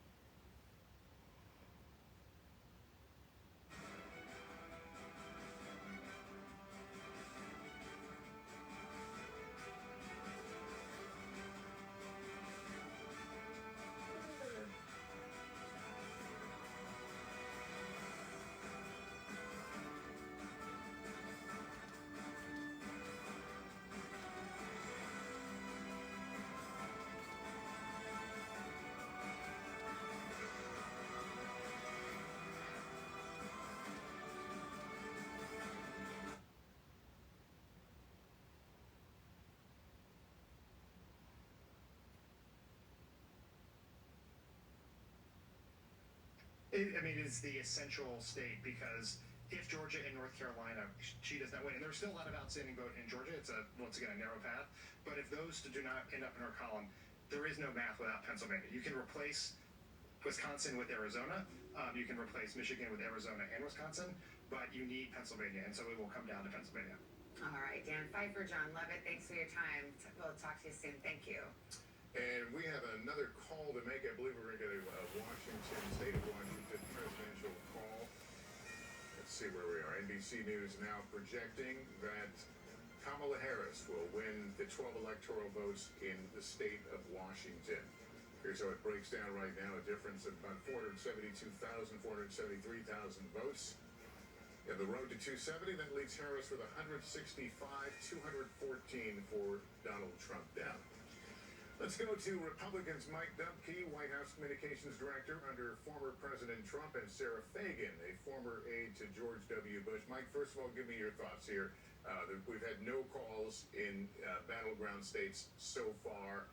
Is this a matter of viewing pieces through a microscope right now to try to understand where this is going?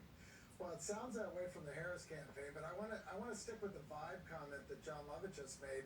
Because I really do think that what we're seeing now is this coming to fruition, this vibe versus issues election that we've had.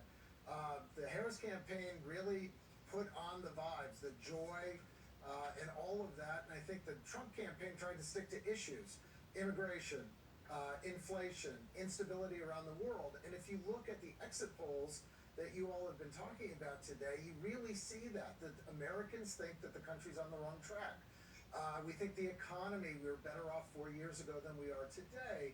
And when you look at the way Harris tried to distance herself from Biden, I think this all came down to whether she'd be successful with that, and it looks like she wasn't. Hey, Mike, let me just ask you just to bear with me for a second because we have another projection we're going to put up here on the screen. And this is the state of Connecticut. NBC News projected that Kamala Harris will win in Connecticut when all the votes are counted. 7 electoral votes. There's the breakdown right now, about a 10-point difference between the two of them. And here's where it takes us on the road to 270. Difference between the two of them. And here's where it takes us on the road to 270. Donald Trump standing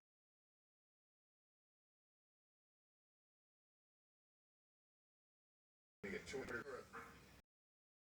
Let me turn to you. You've heard a little bit about this memo now with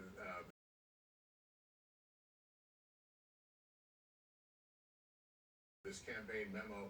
What do you make of it? Well, I think it's a campaign doing what it can to try to keep hope alive.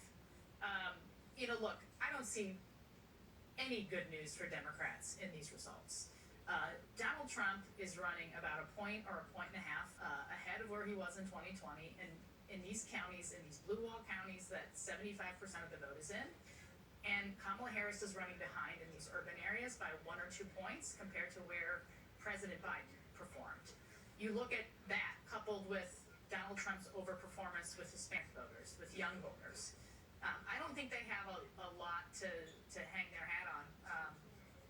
It's not over. There's votes to be counted. We should point out that these blue wall states tend to be red mirage. They go red and then they tend to go, the race narrows as these big urban areas come in later. But when you just look at the underperformance of Kamala Harris and the overperformance of Trump, it's going to be pretty hard, I think, for her to catch him. Yeah, the Harris team is saying they believe they overperformed in Philadelphia. Does that give you pause? I don't see where they're saying that. Now they're looking, I'm sure, at precinct analysis, and we're looking at a county total, so we should give that caveat. But Joe Biden got 80% of the vote in Philadelphia County, and she's not running at 80%. I think last I looked, was at 77 or 78%.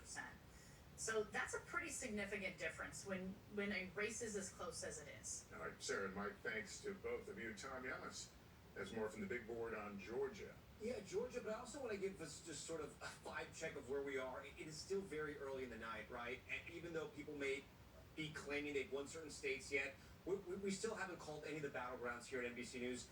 And a reminder, Harris's easiest path is to hold the blue wall. If she wins Pennsylvania, Michigan, and Wisconsin, remember, she gets to the White House. Even if she loses Georgia, North Carolina, the entire Sun Belt, she still gets there. Let's talk about Georgia, though. Let's find out where we are there in the Peach State. Still too close to call for NBC News right now.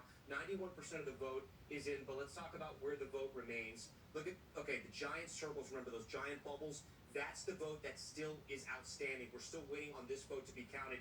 And we know the exact number, or we can estimate the exact number. We think it's going to be about 487,000 votes. There's still almost 500,000 votes out in Georgia. Still up for grabs here. Let's make some comparisons here. Remember, I told you Harris has to drive up the vote in the Atlanta metro area. 50% of the vote is going to come from this area right here. First County, Cobb County, she's performing just like where Biden is, slightly better. Fulton County, performing a little bit more, but slightly. There's still 7% of the vote out in Fulton, where Atlanta is exactly. Gwinnett County, 80%'s in. Look, she's holding the same marks of where Biden was. She's overperforming in Douglas County as we move further south. Look, she's almost exactly where Biden was all around the ring counties of Atlanta. That's good news, and overperforming in Rockdale County.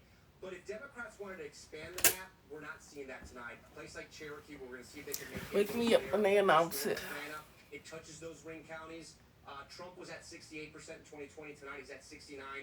And they almost got all the vote counted there. I want to move down, though, because there is something interesting happening in the Black Belt of Georgia. I was talking to you guys about the black belt of North Carolina earlier and how she was underperforming there. Remember, this was Biden's number. This is her number tonight. Watch as we go around here, okay? These are our counties where it's a majority African American. 52%, 50% for Kamala Harris. This is a rural county. Trump is overperforming here. We go to another rural red county, overperforming here. We come down here to Doherty County. She's slightly overperforming Biden there. But again, if she wants to win the state of Georgia, she's got to be doing better than Biden. It seems like she could be doing that in Atlanta. The numbers are good for her right now in the metro region, but it's still really too close for us to call here in Georgia. Guys, I'm going to send it back to you. Okay, Tom, thank you so much. I want to go to Chuck because, Chuck, we were talking about Donald Trump getting new voters, people that didn't vote in 2020, and those voters breaking for him. And you're seeing some pretty astounding numbers. Well, you are. You know, it's interesting. Well, first of all, look, Georgia is going to shrink. You got about all of this vote is going to be a Democratic vote. She's got to win the remaining probably 2-1. It's like a reasonable thing. I mean, Georgia's probably going to be decided by 4 or 5 digits. And where the vote is outstanding, exactly. You think there's a shot? Yeah, I think we will be. I think we might be sticking around Georgia for a little while. Just it does. If you're them, you can't totally write it off. There's a path there. But our pollsters did some noted some comparisons to 2020. Just simply Trump margins.